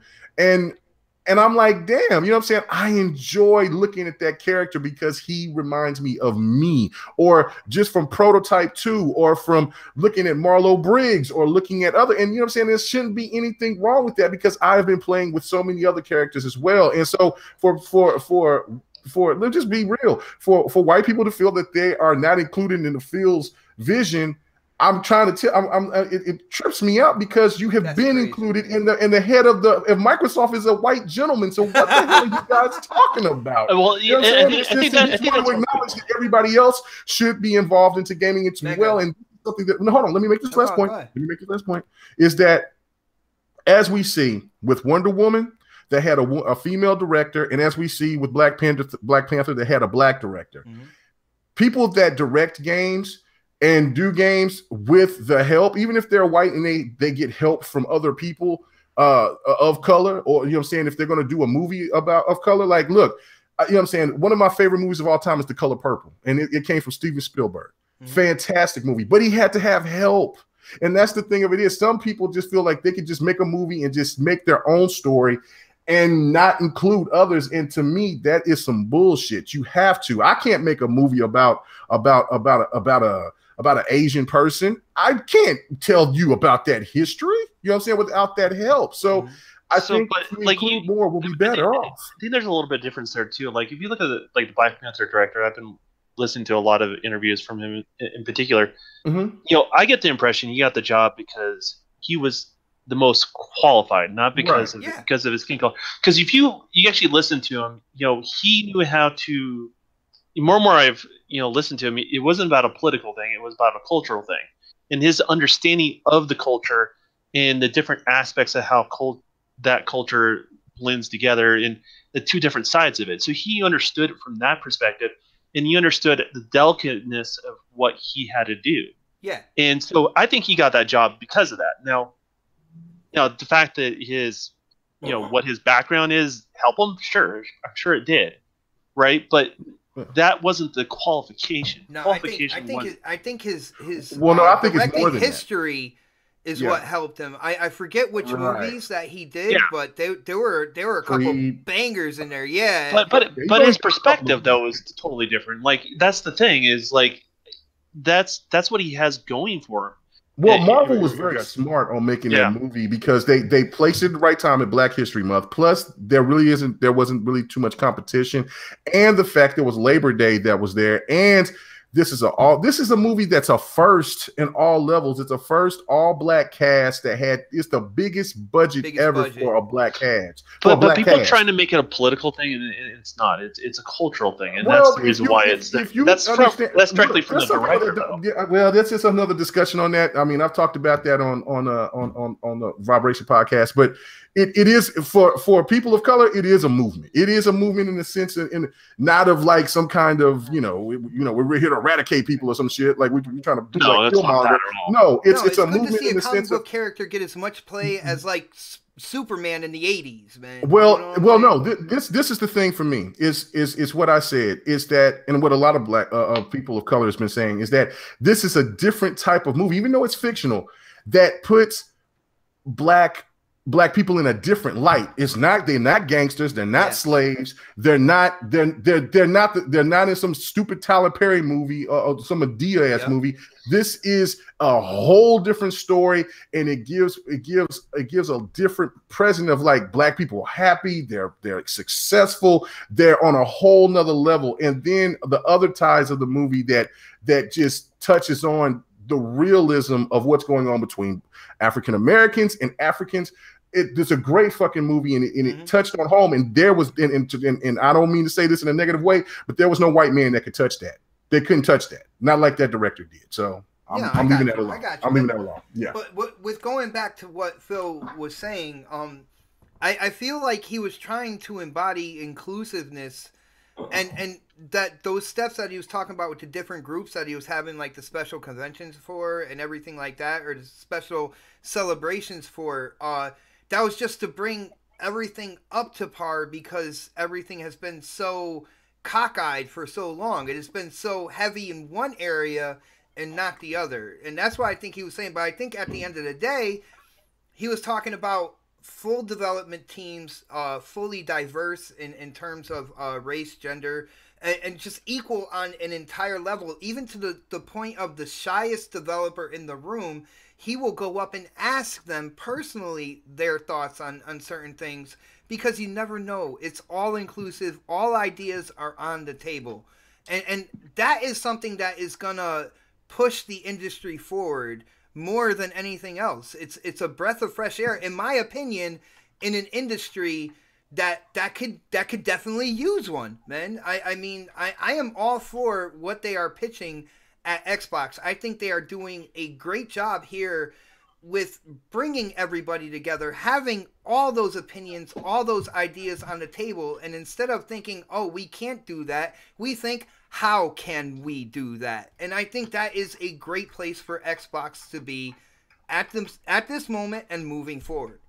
Well, and it comes more than the studios. It comes down to individuals believing in themselves. And that's a fundamental problem that does exist out there. People are like, well, once you make this sort of character, my answer is, I'm open to that, but like, why aren't you evolved as well? Right? You want to have this person that's a little more connected. I can only do so much, right? And in my position, like I ask people from GRG, hey, what do you think about this on this character? What do you think about it? And they give me their feedback. They're brutally honest, which I appreciate. But brutally honest, but, GRG, really? Stop it. But you get where I'm kind of going with that, right? Like I can only do so much. Like, so that burden doesn't fall on me. Like that comes down to people believing they actually can do something, and that's what I fundamentally see. That's why I say this. A lot of this stuff is very much a cultural issue. Like how do I encourage somebody else from a different background to do it? I don't know how, right? Like I'm relying on you guys on doing that, and so like that needs to be done. It's one of the reasons why I actually left the Bay Area, where they talk a good talk about being inclusive, but they're not really an inclusive group. And I can honestly say that from most of my experience there, they aren't. They'll talk the talk, but they don't do the walking. If you look at the majority of where development is, well, it's in the Bay Area. It's in Southern California.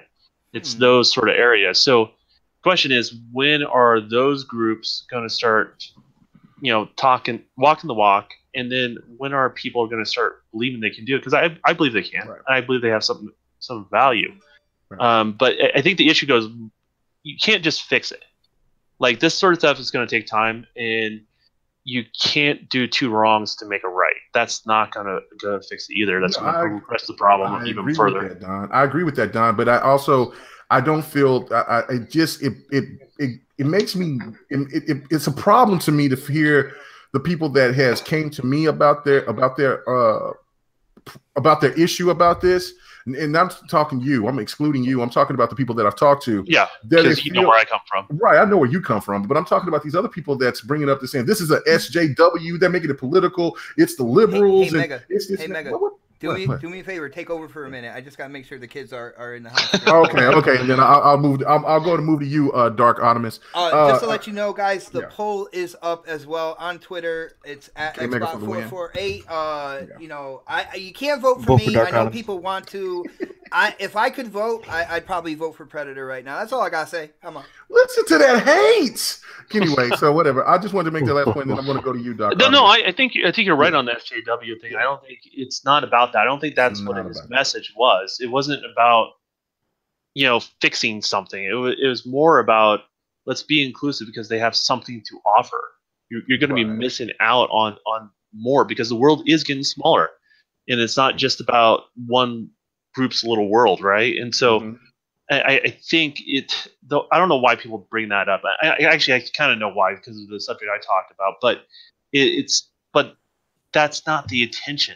That wasn't what he was trying to drive home, and people are just taking things out of context and doing what they want. Right, and it makes it feel to me that because of the reason why they was like, well, it should be freedom of speech, and they're taking away freedom of speech. Well, it makes you put white America or just white people in general in a category to where they want to be racist online. And I'm like, and he came back. That's not what I meant. That's not what I meant. I said, well, then you should be with everyone else is saying there should be any racism or homophobic or any type of language in the public, in the public spectrum. You know what I'm saying? Nowhere. From black people, from Asian people, from anywhere. You should not be saying any of that shit. What you say in a private setting is what you say in a private setting.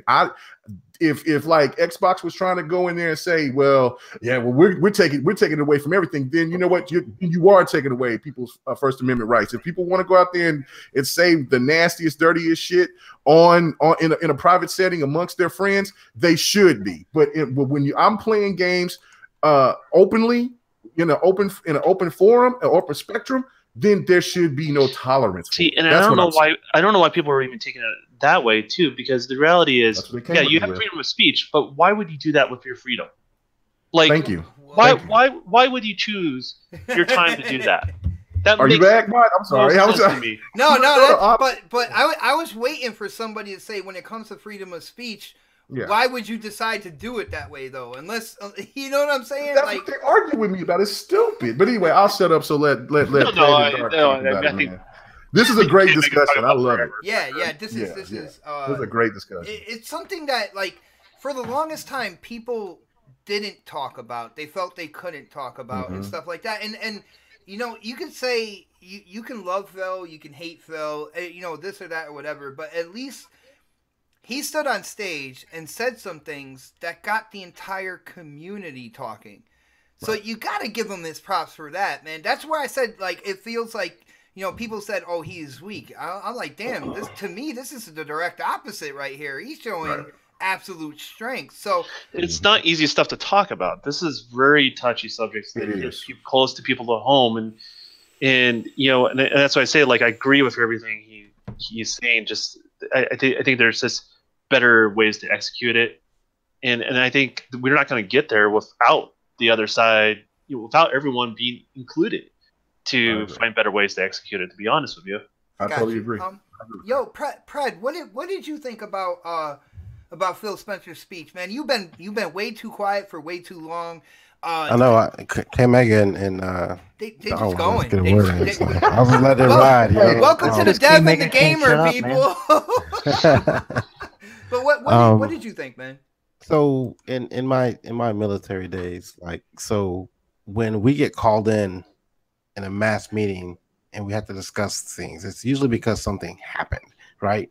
So for us to have the head of the Xbox division to come speak to us, and not just us as in everyone here in the podcast and listening, but just as to gamers in general, about something about diversity, about the topics that he discussed, right?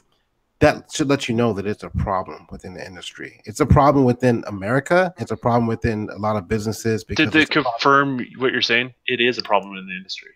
I've seen it. Like, just so you know, it really is out there quite a bit. And for him to come out there and say what he said, being the person in the seat that he's sitting in, to say something like that means that it's been noticed, right? Yeah. So for him to do that, like, again, it isn't just within the gaming industry. It's in sports. It's in our culture right now in America, and maybe other places. I'm American, so I have to say America, but it's probably the same way in other countries too. But like, when I left the military on active duty, the first thing that they send you to is like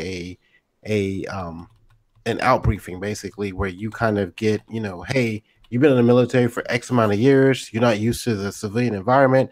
One of the things they harped on was diversity, right? Like, you have to be diverse, and being in the military, you're diverse. You deal with people from other countries, other states, other, you know, backgrounds, et cetera, et cetera. But like, that was my selling point to get into jobs that I've had since I've gotten out of active duty military: diversity, because I had it, you know, not just diversity training, like just being around other people of other cultures and stuff like that, and being able to deal with women in the workforce, you know, white people in the workforce, you know, pick a race, color, creed. You have to deal with that in the military on a daily basis, right? So Phil Spencer comes out here and he makes these comments, and he's not saying anything that isn't true. He's just voicing his opinion on the topics that are at hand at this point right now, and what's going on in this gaming and the culture in general. So I think it's really important that he came out and said that, because it's something that needs to be fixed. So, like I was saying, like in the beginning of this, my comments, like when we get called into something like a meeting, like a suicide prevention meeting, or like, you know, an alcohol awareness or spousal abuse, something like that, we get called in for crap like that all the time. We have to sit down to these briefings all the time, even though it doesn't affect us. It's because something happened. And it makes someone at the top have to come down and talk to you about it. And that's exactly what Phil is doing in this briefing with the DICE thing. He's talking to developers and other people in the gaming industry in general and saying, hey, this is a problem. We need to fix it. Well, he hinted a lot too with the whole dancer situation. The party. Yeah. Like, and the crazy thing about that, because I already know where you're going to go, Dom. I'm going to cut you off real quick. The crazy thing about that is, like, I can go out right now to a sports bar. I can go out to a club. I can go out to a Cowboys football game. There's females half naked dancing. And I see where Phil was coming from, but that's not just Xbox, Microsoft. That's everywhere because that's what our culture's used But to. I think there's a place for that. You know, There is like, a place for that. That wasn't the it place. goes both ways, right? Like there's some guys that like some girls that like guys oiled up like Tekken characters, and then there's some people like girls dancing. But the reality is, demoralizing a particular group that you work with, and not showing them that sort of professional respect, that's kind of where that's going. Like, there's not room for that in the culture of a business. I personally think. All right, check this out. In regards to that. Hold on, my bad, Don. But Pred, Go ahead. Let's imagine a little bit here, okay? Pred, say you're a game developer, right? And you want to join like a team for a long time. You're trying to figure out where to put your resume and everything like that. After Phil Spencer's speech and what he was talking about in terms of what what they're aiming for and what they're working hard, that type of environment that they're working hard to build over at Xbox, where would you put your application first? Would you go first to Xbox after hearing that speech? I'm a different human being in this aspect. I believe in the shotgun method. I'm going to put my resume out everywhere. It doesn't, and hope that, that shotgun blast hits something. So I'm not going to just say, I'm only going to go. And that's this for anybody listening. Don't ever do this. Don't just say, I want to work for just this company and that's it. Because you're screwing yourself. You put your shit out as far out and make it reach as far as possible to get as many hits back as you possibly can. Hey, Pred, let me ask you another question. Let's say you're not really looking for a job and you hear this speech. Would you think about maybe applying? Because there's a difference there. I think a lot of times some people are happy where they're at. No, because I have a job now. I have a really good job, and I still put my resume out there. I look online every week to see what's available out there because I'm always trying to get better and get more money and find a different position. Even though I'm happy at my job now, I work from home. What's that? I can see that in you, man. I can see you always trying to push further, try to go farther. Man. I have like the cushest job ever. I work from home. I pick my hours. I work as much overtime as I feel like I want to work, and I get paid well, right? But I'm still looking for another job. Mm-hmm. Not because I hate my job. I just want more money because I like money. So like, the gaming ain't cheap. You know what I'm saying? So I'm always out there looking for something else, even if it's just like, because at the end of the day, they have to hire me at some point, right? So I can put my resume out there. They may never look at it. They may never call me. Or they could call me, and I may not like the offer they're giving me, so I'm going to stay put. But as long as I'm still actively looking and I can see that someone's actually interested in me, it lets me know that I'm still marketable. So I'm not going to, like, pigeonhole myself and it's like, just be, like, comfortable where I'm at because, I could lose my job tomorrow. I need to know that I'm still marketable. So yeah, I would still look at Microsoft. I would still look at any company out there if they'd made that speech. It'd have been Sony or, the coalition. But you got to think in the gaming industry recently, like we've had a lot of hiccups with, I think what was it?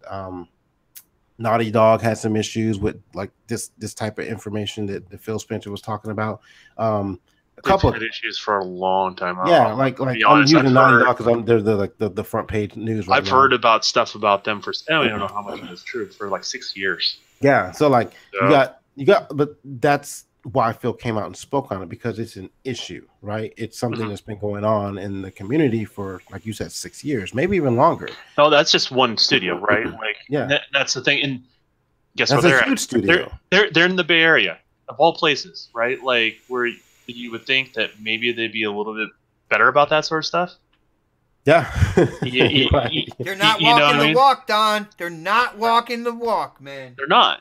That's what I'm saying. Like a lot of this stuff comes at the ground level, and it's not happening. And I just wish it would happen at a ground level. Like, the speech actually gets me excited about what Phil said. Like, it actually really does, because I think I can say this stuff. K Mega as a gamer can say that stuff. Pred can say this stuff, but it carries more weight when he says it, right? And I think that's what's important. I think at the end of the day, if they push forward with this ideology, and I think they are, man. When Phil goes up on stage, like, he doesn't bullshit people. For the most part, I know there is a certain amount of PR or marketing.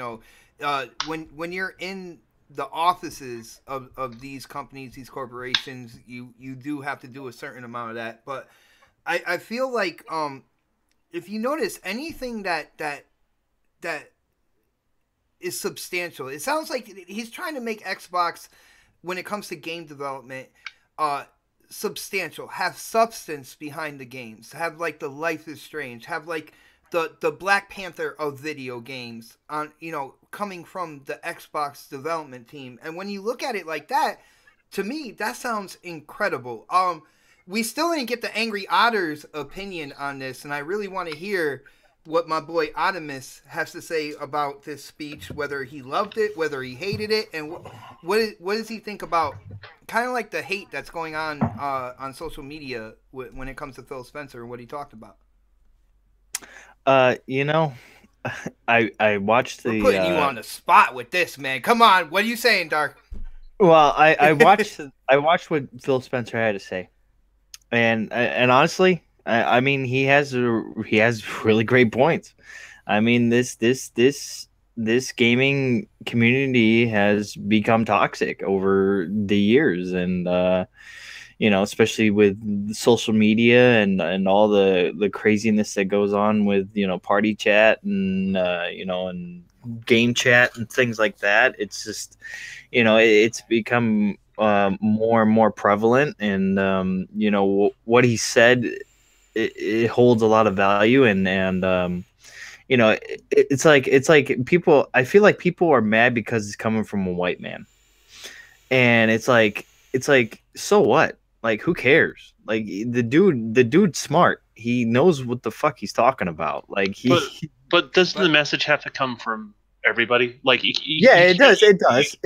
We all got. If we want this sort of change, we all have to pitch in some sort of form or way, right? But he's the head of Xbox. He is the head of Xbox now, so he is speaking for everyone. Yes, he's speaking for everyone at Xbox. He's speaking for everyone in the gaming community right now in terms of Xbox standards and Microsoft. And the thing is like, he brought up a lot of great stuff like Black Panther and which I'm going to go see tonight because I cannot wait to see that movie. He brought up Wonder Woman. He brought up, a lot of other things too, and it's like, man, he has some really good points about this. And then, people get on social media and they just feel like, oh, well, it's coming, Phil Spencer, he's an idiot. He doesn't know what he's talking about. Like, and then it's like, they make it all about race. And it's like, dude, the only way we can ever get rid of racism is if we stop talking about it.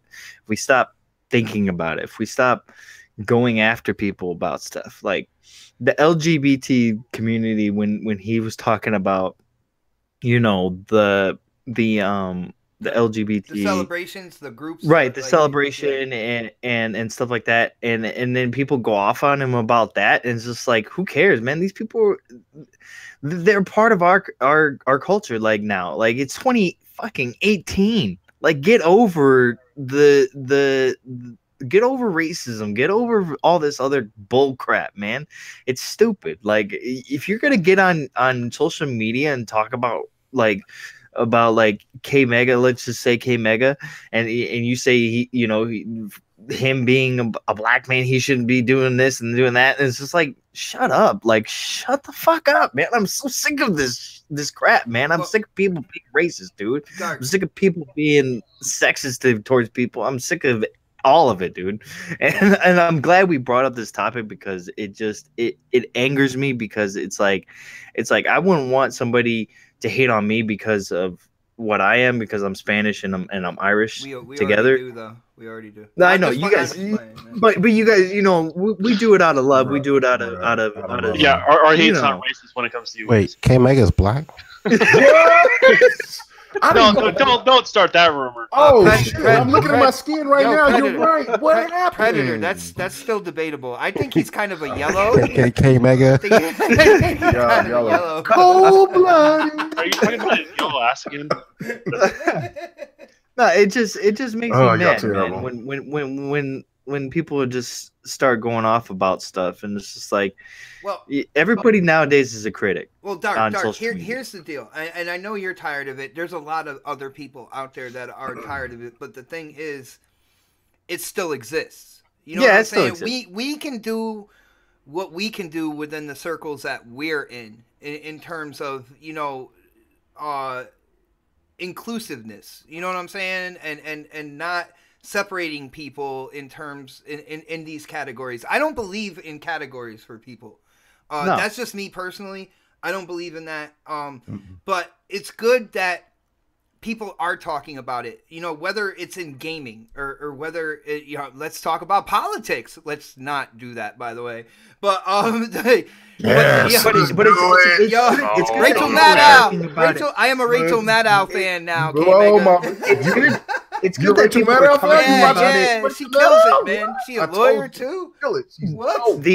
The only reason why people I think is good that people are talking about it is because they're talking about it in a way that, as long as they're talking about it in a way that stops it or prevents it from happening, we'll crush it. Yeah, and it irks me when people get online and they're like, they say the N-word or whatever, and it's like, really, dude? Like, really? Like, and if it's coming from somebody who is from, the African American community, then I mean, I'm not condoning it. I'm not saying it's okay, but it's like, it's fine because, they're allowed to. It's not your place to condone that. Well, right. Okay, but you got let me just make this point. Let me jump in here. Let me put Go ahead. Okay. All right. Look,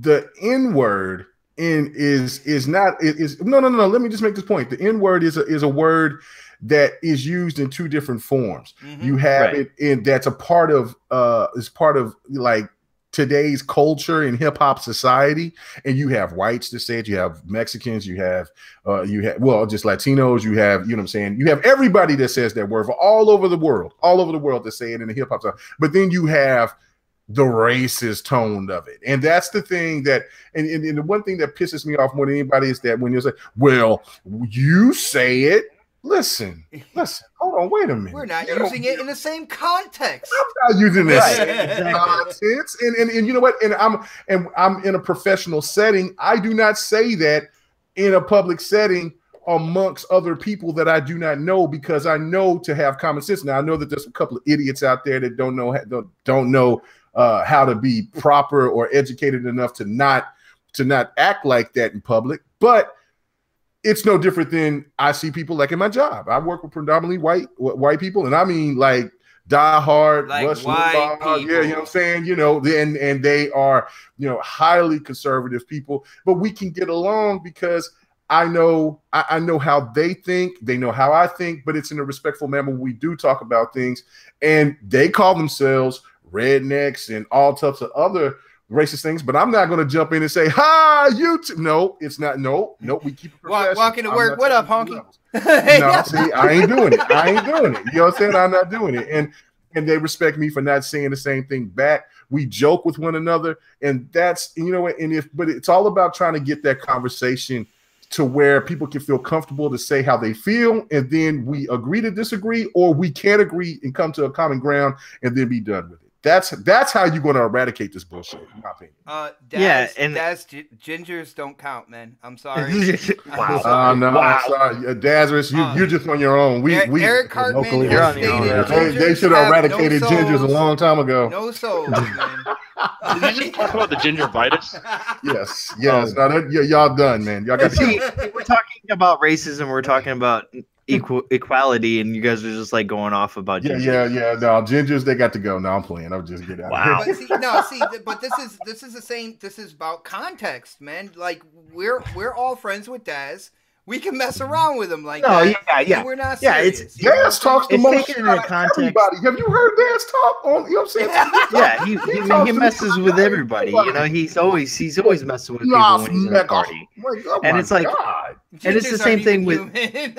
it's the same thing with me and K Mega. If we're in a party together, me and him are messing with each other and stuff like that. And he's always messing with me and stuff. And it's it's not taken out of context. But when it comes to social media, a lot of things do get taken out of context, and things that people say get taken out of Because context. people don't have no etiquette when they have that Right. little to say, like, in a little sentence. Like, that's the thing. Like, I have to think about everything I say, because there's always somebody's going to try to take me down or tear me down or what I'm trying to say and take it out of context. If you look at anything that's argued in the game community, and this goes back to the toxic side of things, right? I think we covered a lot of the racial undertones of what's going on out there. The toxic side of things, a lot of times, it started from people taking things completely out of context and running with it, and to get attention, or to just simply have an argument. They're more interested in just simply having an argument than having a discussion, and proving that themselves right. Like, it's not an ego thing. It doesn't need to be this. That's part of the toxic community as well. It doesn't need to be like that. And I'll say right now, there are developers that that act like the more toxic side of the gaming community. They're out there. They're not people I would ever hire. But they're 100% out there, and you do have to be aware of that as well. Sometimes it's not even like about race or gender or anything like that. It has to do with the fact that their personal preference supersedes what the project is they're working on. And you can have a preference, but the biggest preference should be the project you're working on and the coworkers that you have more than anything else. So, this stuff goes a long way, and we're gonna get more content. That's like the beauty of everything he was trying to say. Like, you get more content, things that you may enjoy that you never thought you may enjoy. Right. That's the general idea, right? I always say, like, games are a reflection of, if you're a developer, of products that you've seen out there, people you interact with, right?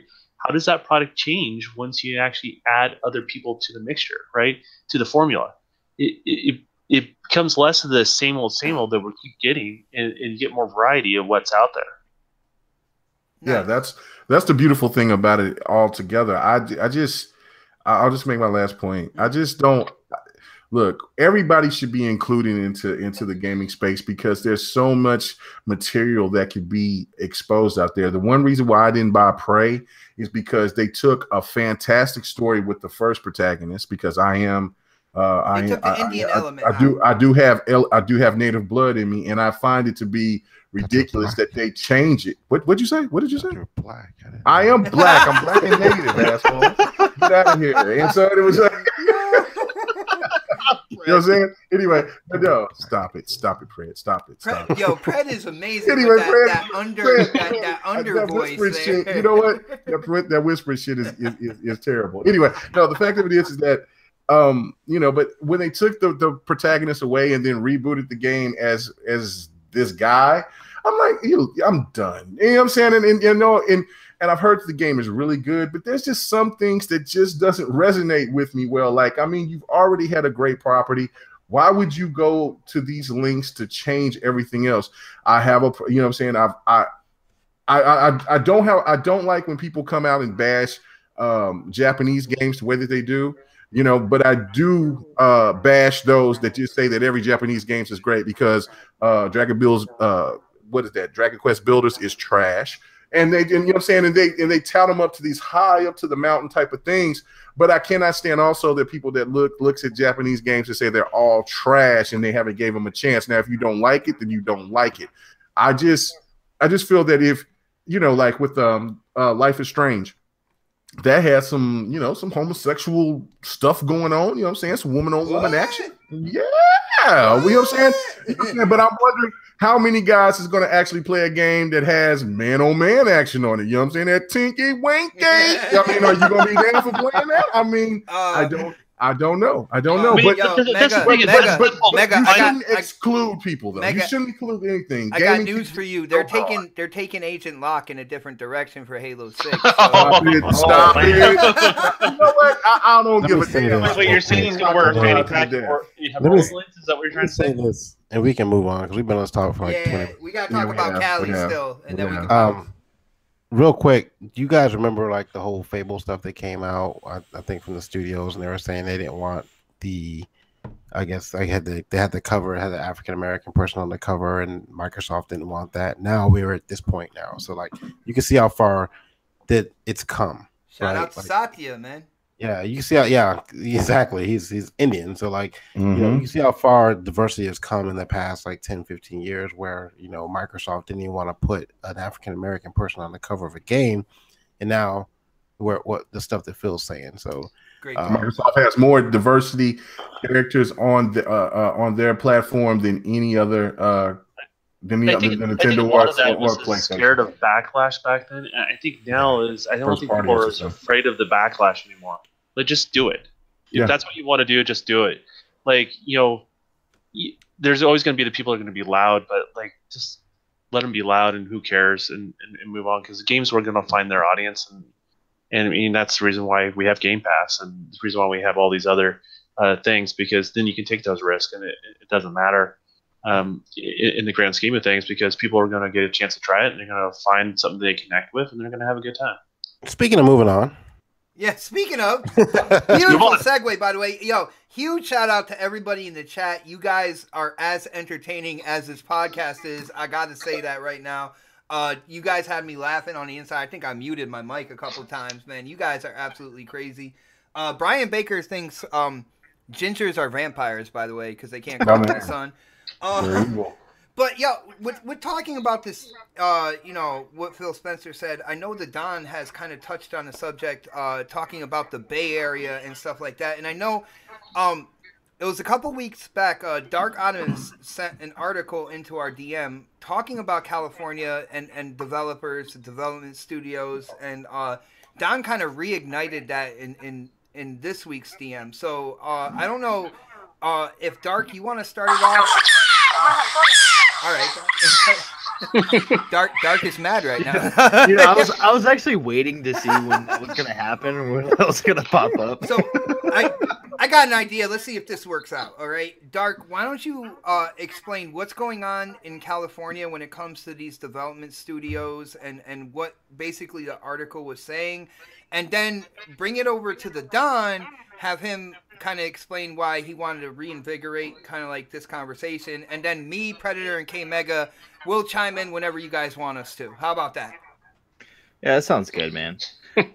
So it was basically just saying, how California has the top, kind of top three developers for gaming, and it was basically saying how the trend is kind of moving away from that, because I think they have like 900 video game companies here in California with 33,000 employees, So something you're like saying that. the studios are based in California, over 900 of them based in California.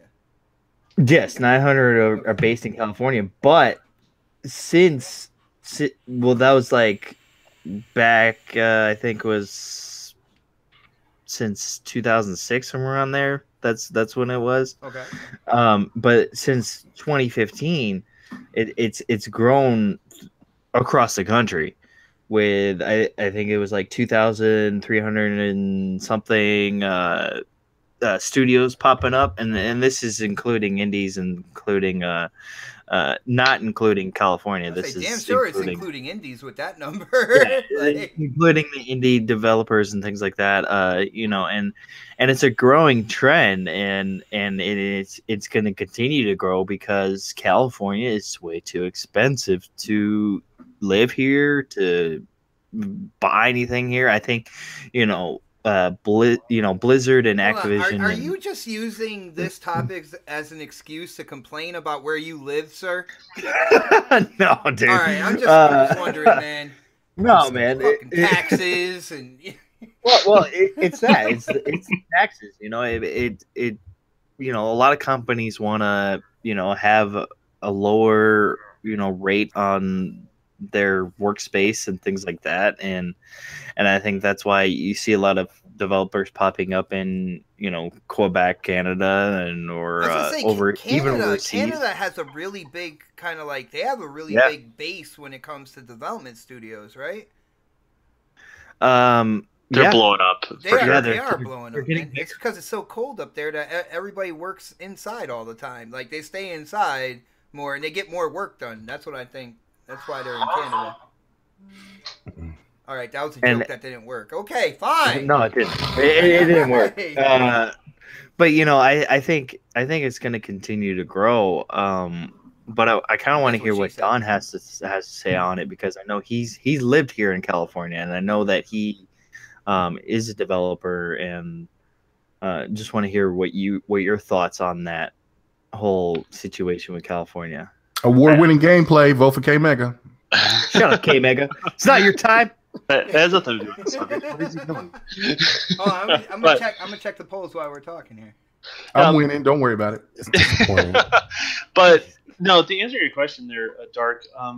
I don't think the industry can sustain basically being in California. I don't think it can, and it just goes back to the diversity thing as well. You kind of have to be in other places. And the other thing I've also noticed is that in California, they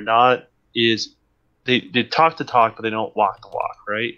They're not including people from different backgrounds as much as people think they are. And that is affecting gameplay. It's affecting the end product we get, kind of more of the recycled product we get. It also affects the cost of developing games. I can pay, give you an idea, I can pay considerably less to a staff member here where I'm at in Utah, and it would be cheaper for them to live, and they would live like a king in comparison to California, and my overhead's lower, and then I don't have to worry about laying off staff between projects or anything like that. They have a more stable job. They have a great place for their family, and that's just one of many places they could be in the United States alone. I just don't think California is just too inflated, and it's honestly affecting the game industry as a whole in a negative way. And that's why I think a lot of companies are moving away from California, and they want to be able to thrive elsewhere and not have to hire people from. Or I mean, not hire, but I mean shut down their doors because of the money that they're paying over here in California.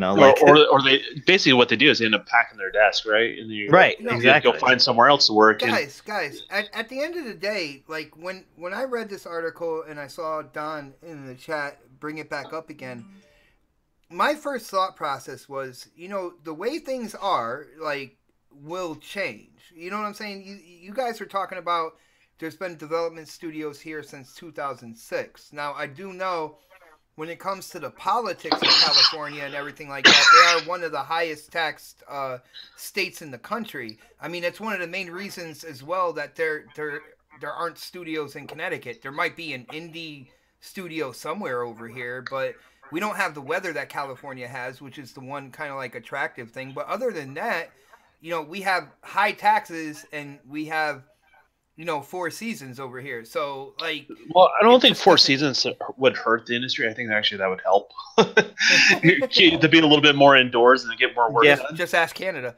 Yeah. But to be frank... it works! Full circle! Imagine what a game would be like if it was developed in Oklahoma.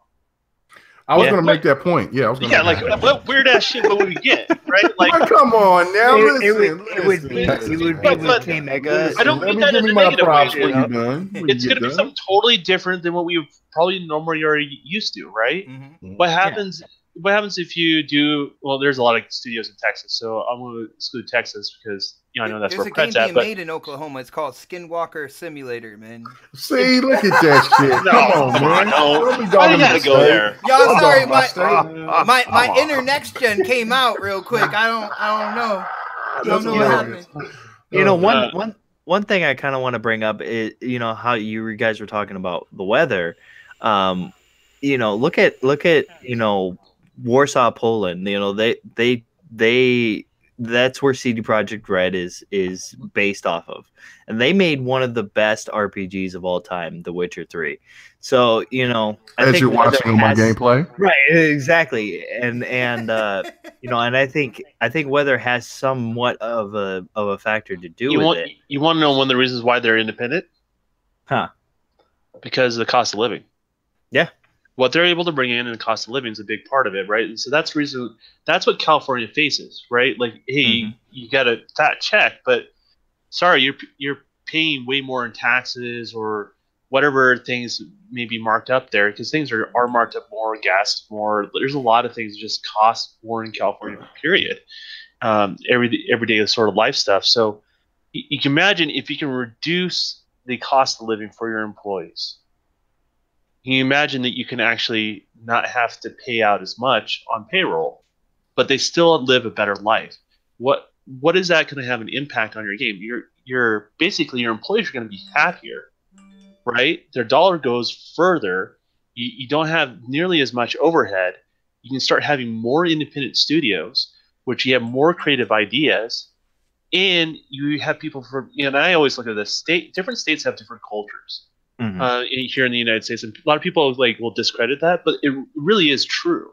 You go to different states, they just think differently, and they are different, and I think that's a good thing as well. That goes along the whole diversity thing we were talking about earlier with Phil.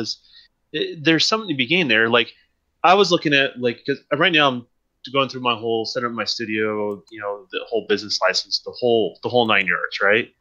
And I'm like, well, do I want to set up shop in Utah or not? I had to think about it for a sec. And the answer was yes, because the cost of living is so low. The other answer is because there is diversity here that normally you just don't find in other states. There's a lot of Brazilians here.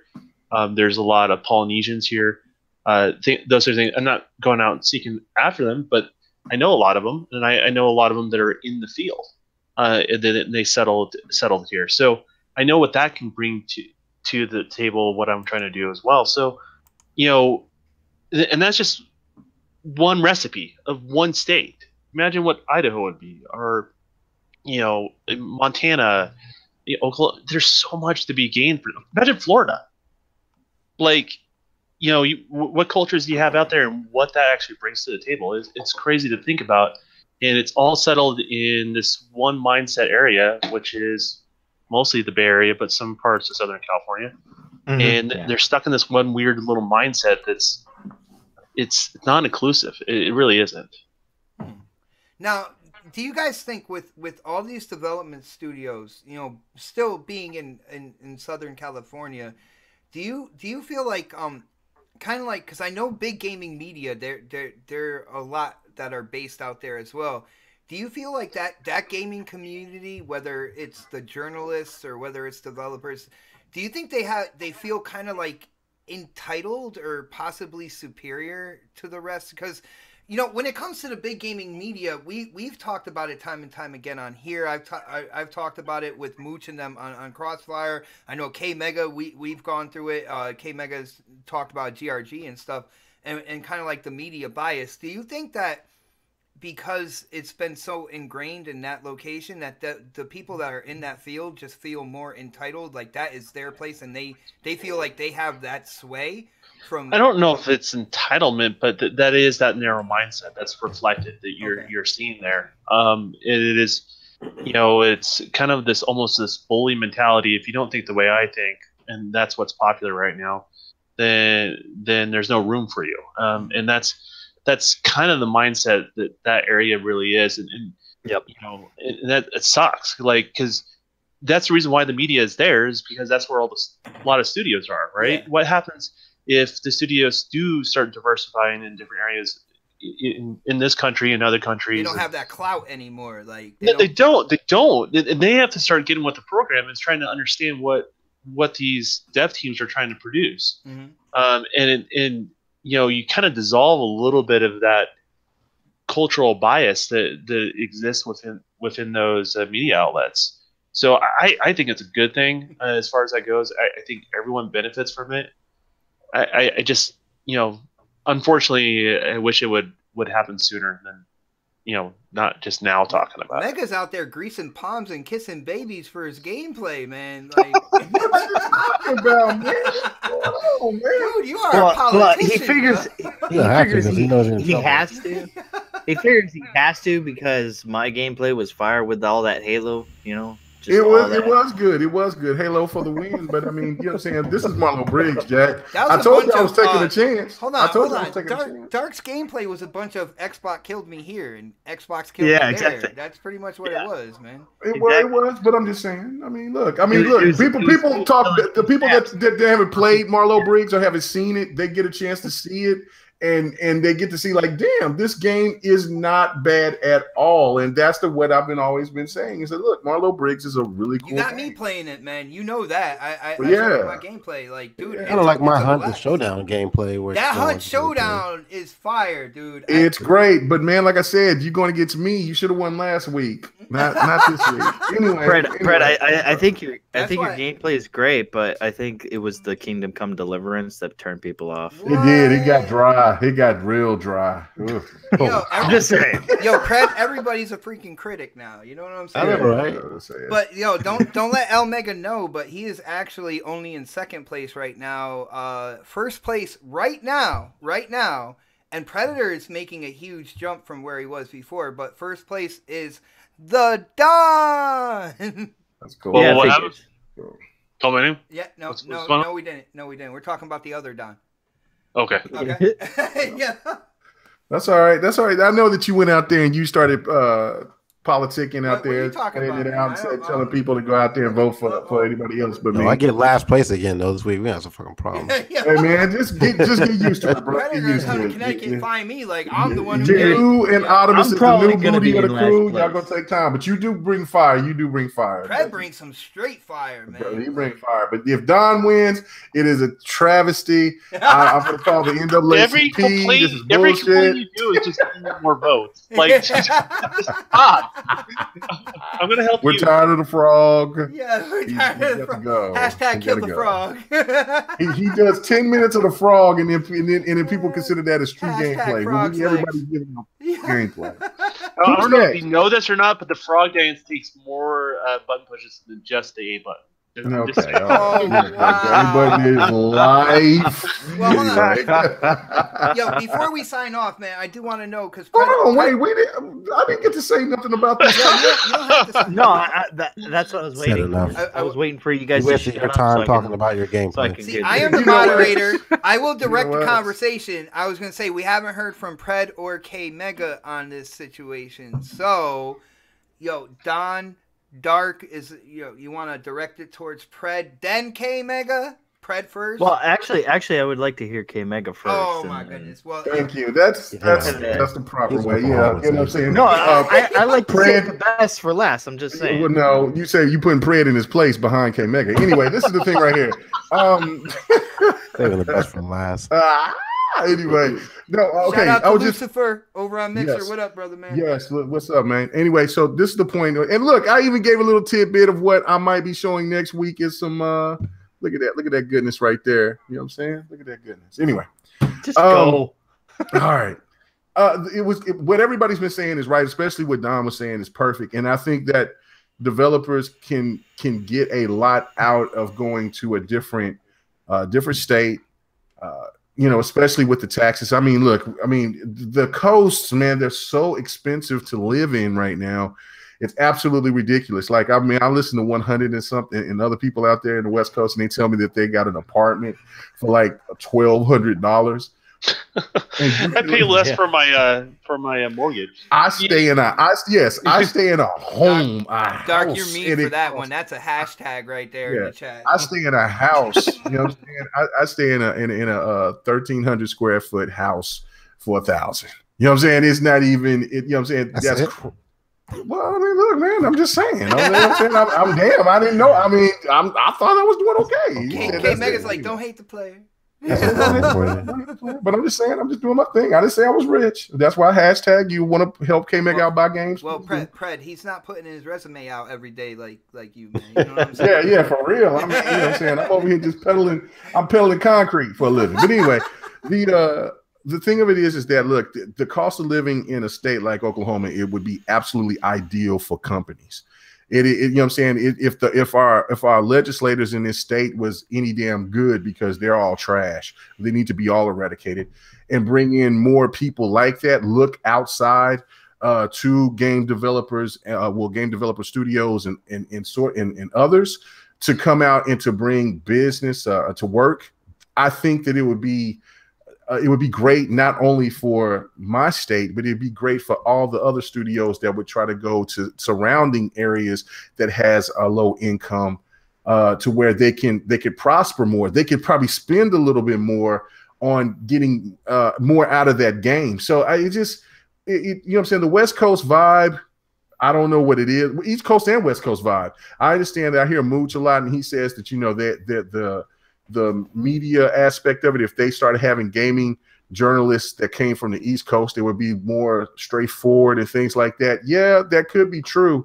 But again, be brutal. Yeah, they'll be more brutal, more frank. But the fact of it is that they'll still have the same problem in the East Coast like they would in the West Coast. So it's all about getting more bang out your buck. I mean, just look, if you go overseas, if you go and you look, you get incentives there. Canada, Mexico, everybody else is doing more than what the coasts are doing. And I think a lot of developers are starting to see that. And I think that bringing that culture, you know, looking at the surrounding culture around it, because it's not so party eccentric out here in this state. It's more family eccentric.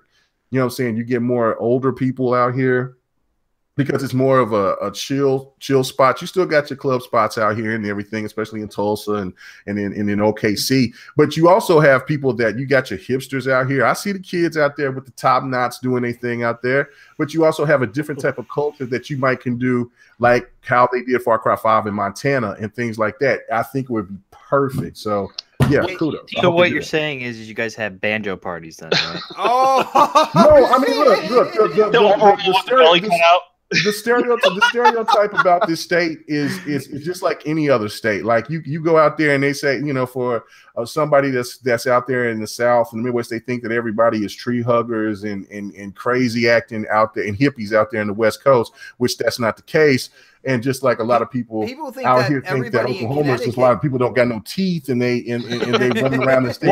I know so we still use a bathroom in a fucking outhouse, and that's not the case, man. Well, you know Mega, I mean? Hold on, wait a minute. Now, in the outskirts of Texas and Oklahoma, yeah, they still. Whoa, don't.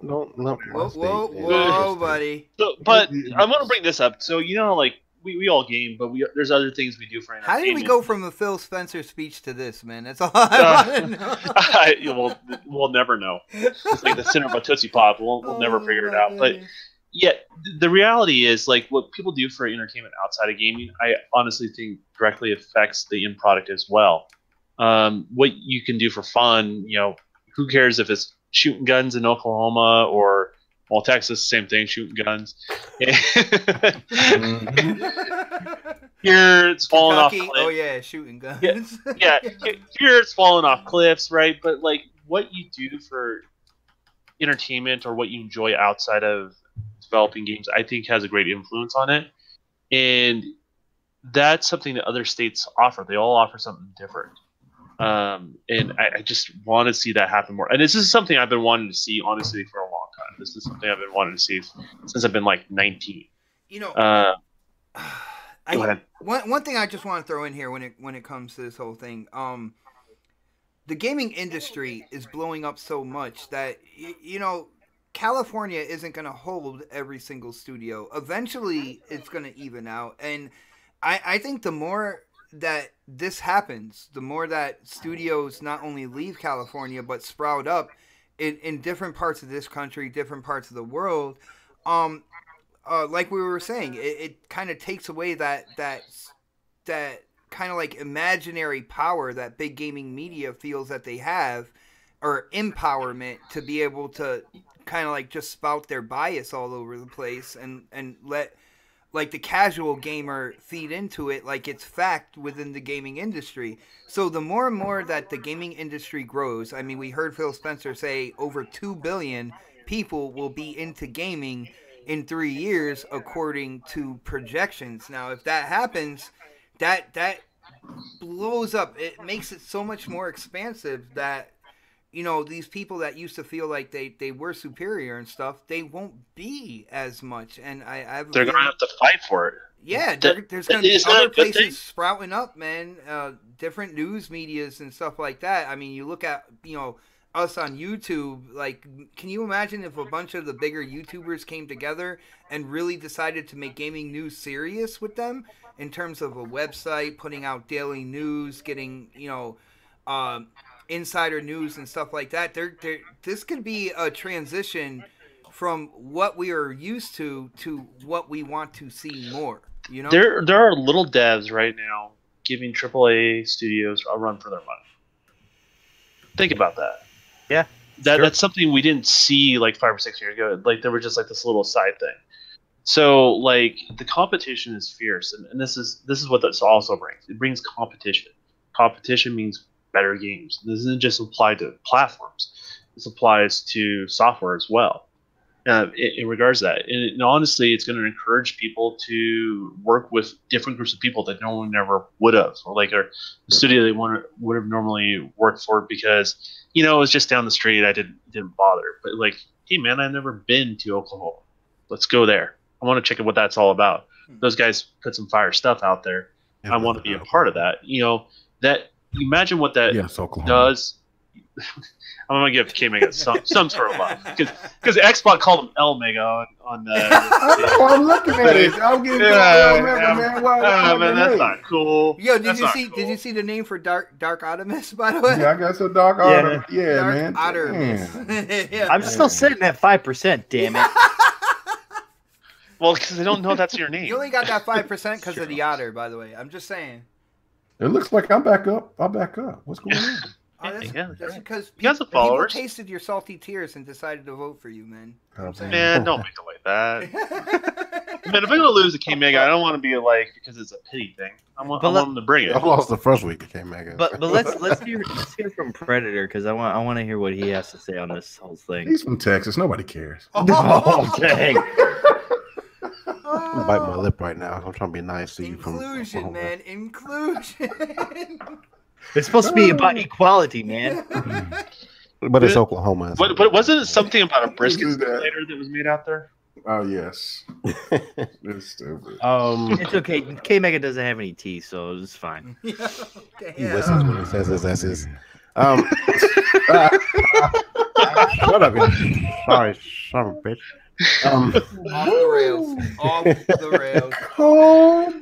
So, business perspective here, right? So, when I first got off active duty, I got a job at JP Morgan, right? And they were moving all their operations from New York to Texas. Reason being was because it was cheaper. And that holds true here in this situation too. Okay. Keep in mind, California can't even keep football teams there. So this is kind of like just a no-brainer here. The cost of living in California is really high. So why keep studios there when they can move to smaller places like Texas, Oklahoma, without a state tax? I don't know if Oklahoma has state tax. Can't make you chime in. No. We do get a state tax, but for businesses, they exclude them for like years. Yeah, so like pay anything. So they encourage them to move into the states. Is that what they do? Exactly. Right. Gotcha. And so there's incentives for being in other states outside of California, or even Florida doesn't have state tax. So like it would make sense if I was running a company and I could move it to a cheaper state and actually run business operations out of that. I would do that. I mean, it just makes more sense. And in my position, like with my JP Morgan job, that's basically what they were doing. They had a studio, or not a studio, but an office in Brooklyn, and they had people there who had been there for 20 plus years. I mean, like 30 years of experience. And they just said, hey, we're moving to Texas. You have an option. You can either come to Texas or you can stay here in New York. And of course, they didn't want to uproot and move. So they basically, JP Morgan moved this entire division down to Texas and saved themselves some money by doing it and hiring all new people, cheaper people that hadn't been there as long, had been, homesteading with their pay, moved everything to Texas and paid their employees cheaper and had less overhead and essentially saved them money. So if I was a business and I had this option to move and uproot people or hire people to move to another state, I would probably do that too. So um, it's not because it's a California thing. It's more of a business thing. Don't look at it as because California sucks or anything like that. It's just it's a business move. Financially, it makes more sense for them to do that than the state in California, whose taxes are skyrocketing, cost of living is really high. So, and I'll leave that topic alone. Outside of that, that's basically all I have to say about it. Nice. Yeah. I mean, yeah. Go ahead, Dark. What? No, go ahead, man. No, You're the host. after you. No, sir. you're the host. No, you're the host. No, I was just gonna wind it down. I mean, at the end of the day, it's a business move.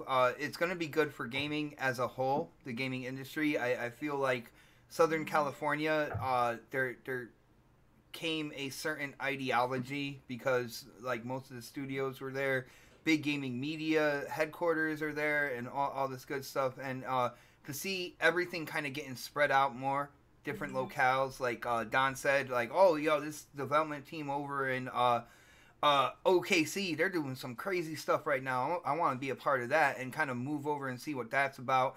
The industry as a whole is growing. Now, I want to say, yo, Michael Pachter, what happened to consoles being dead when it just seems like this industry is just blowing up right now? I thought mobile and PC were going to squeeze us console gamers out and force us to go one or the other.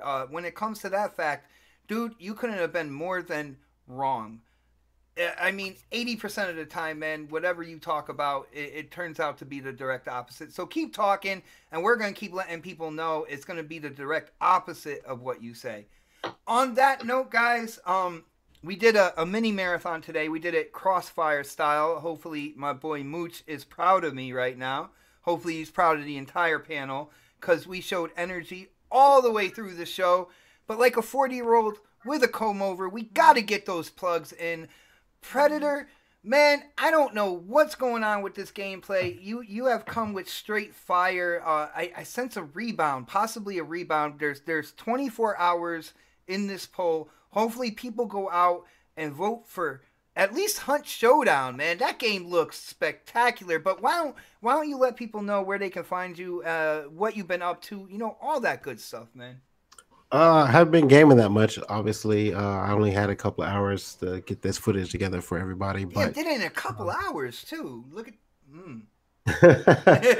So, I try to give y'all some good hot footage every week. Not the same gameplay over and over again with the same games. I'm not going to name anybody in the panel.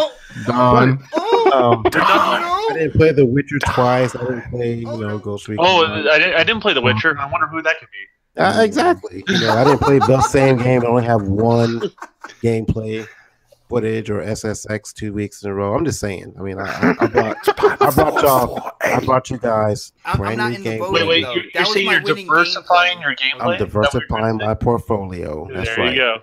Every week, brand new gameplay. So next podcast, next week, obviously. I haven't been on Crossfire in a couple of weeks. I need to hit Mooch up about that. Predator_H2S on Switch, on Xbox, on Steam, on PlayStation, and I'm on Switch as well. Just hit me up on any of those platforms, and I'll definitely play games with anybody out there. Yeah, so. Pred, when you said Switch at first, I was like, they changed from the prisoner number to actual names, man? That doesn't sound like Nintendo. I haven't turned that thing on in like a month and a half. Not until Metroid comes out, man. If it's still here, we'll see. It's coming. It's coming. But next on the list, the man coming live from the 405, and I think he brought some type of gameplay or something. I don't know, man. K-Mega, why don't you let people know where they can get a hold of you? The shows you're on, man, you know the drill.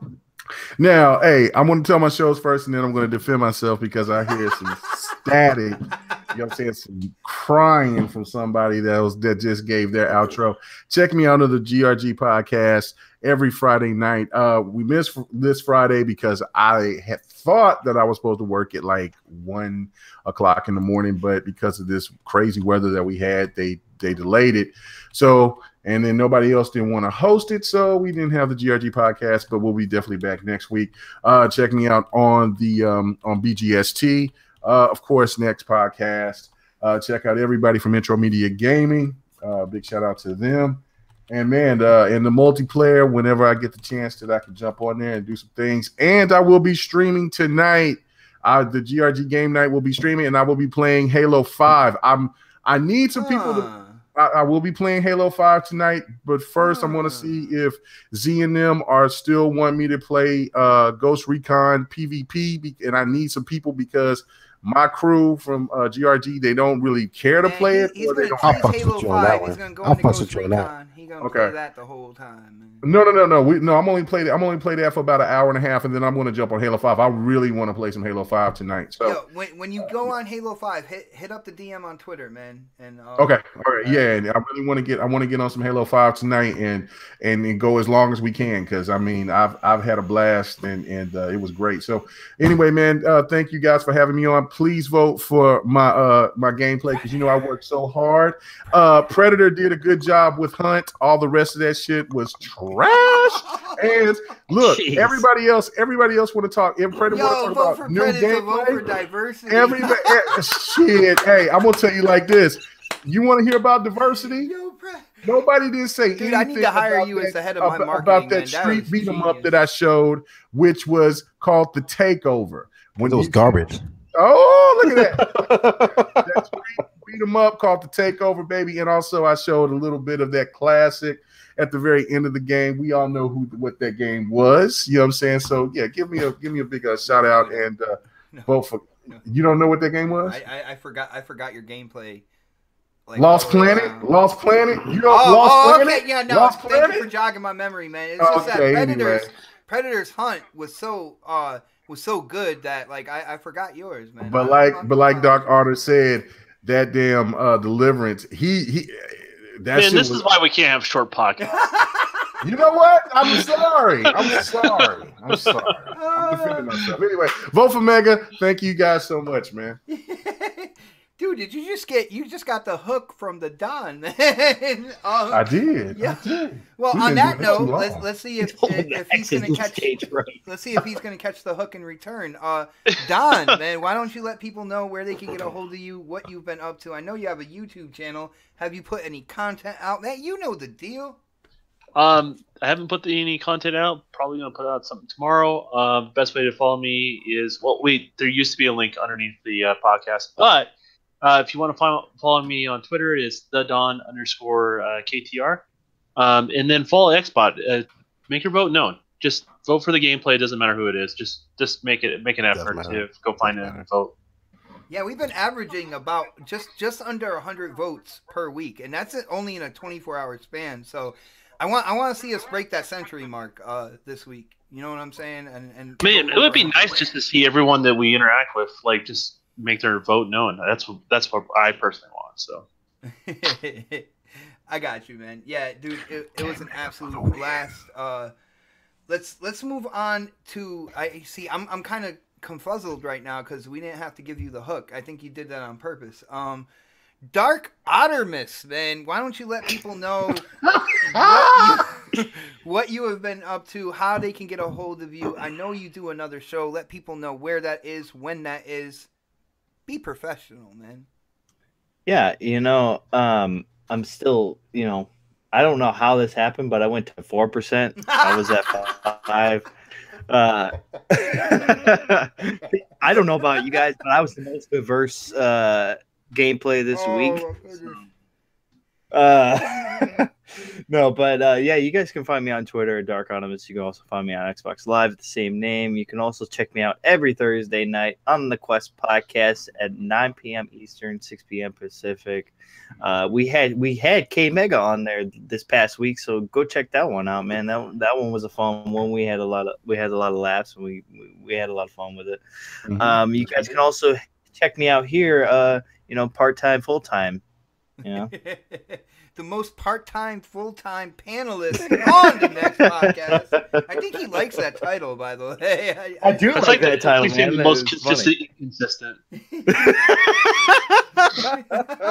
That'll make people scratch their head. You are the most consistent at being inconsistent. Like, thank you. And honestly, I'd rather you guys vote for Pred over K-Mega. So. Oh damn! Vote for predators and vote for diversity. See, I like that. Hey, I just got a confirmation from Lady Foxfire. That's my girl. That's what I'm talking about. She said, I voted for K Mega. She said in her sexiest voice ever. Thank you. Well, just to let you guys know, I will be back with fresh gameplay from myself next week. And if I have to, I will pull the Gears trigger again. And Fox won't be voting for you next week, K Mega. I'm just saying. A vote for Pred is voting for racism. That's all I got to say. All right, I gotta go, guys. We gotta shut this down. Yeah, we're done. We're done. On that note, guys, thank you for showing up to the True.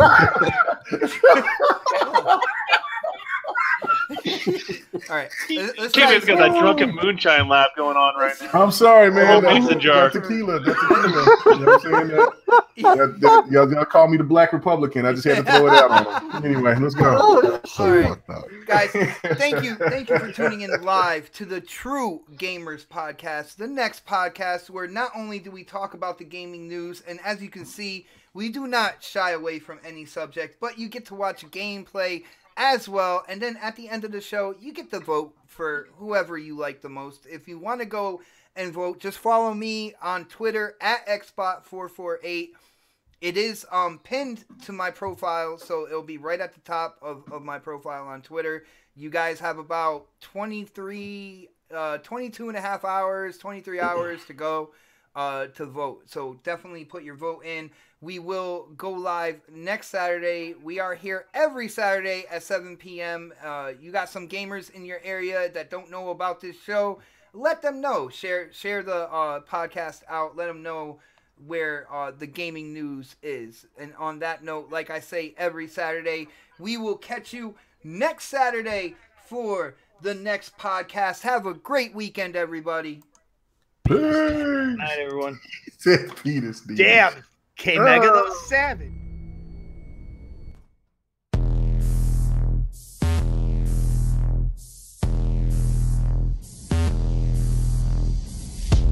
Determination to conquer all my ambitions, despite all the conditions. In light of my past decisions, made it to this position, and so my disposition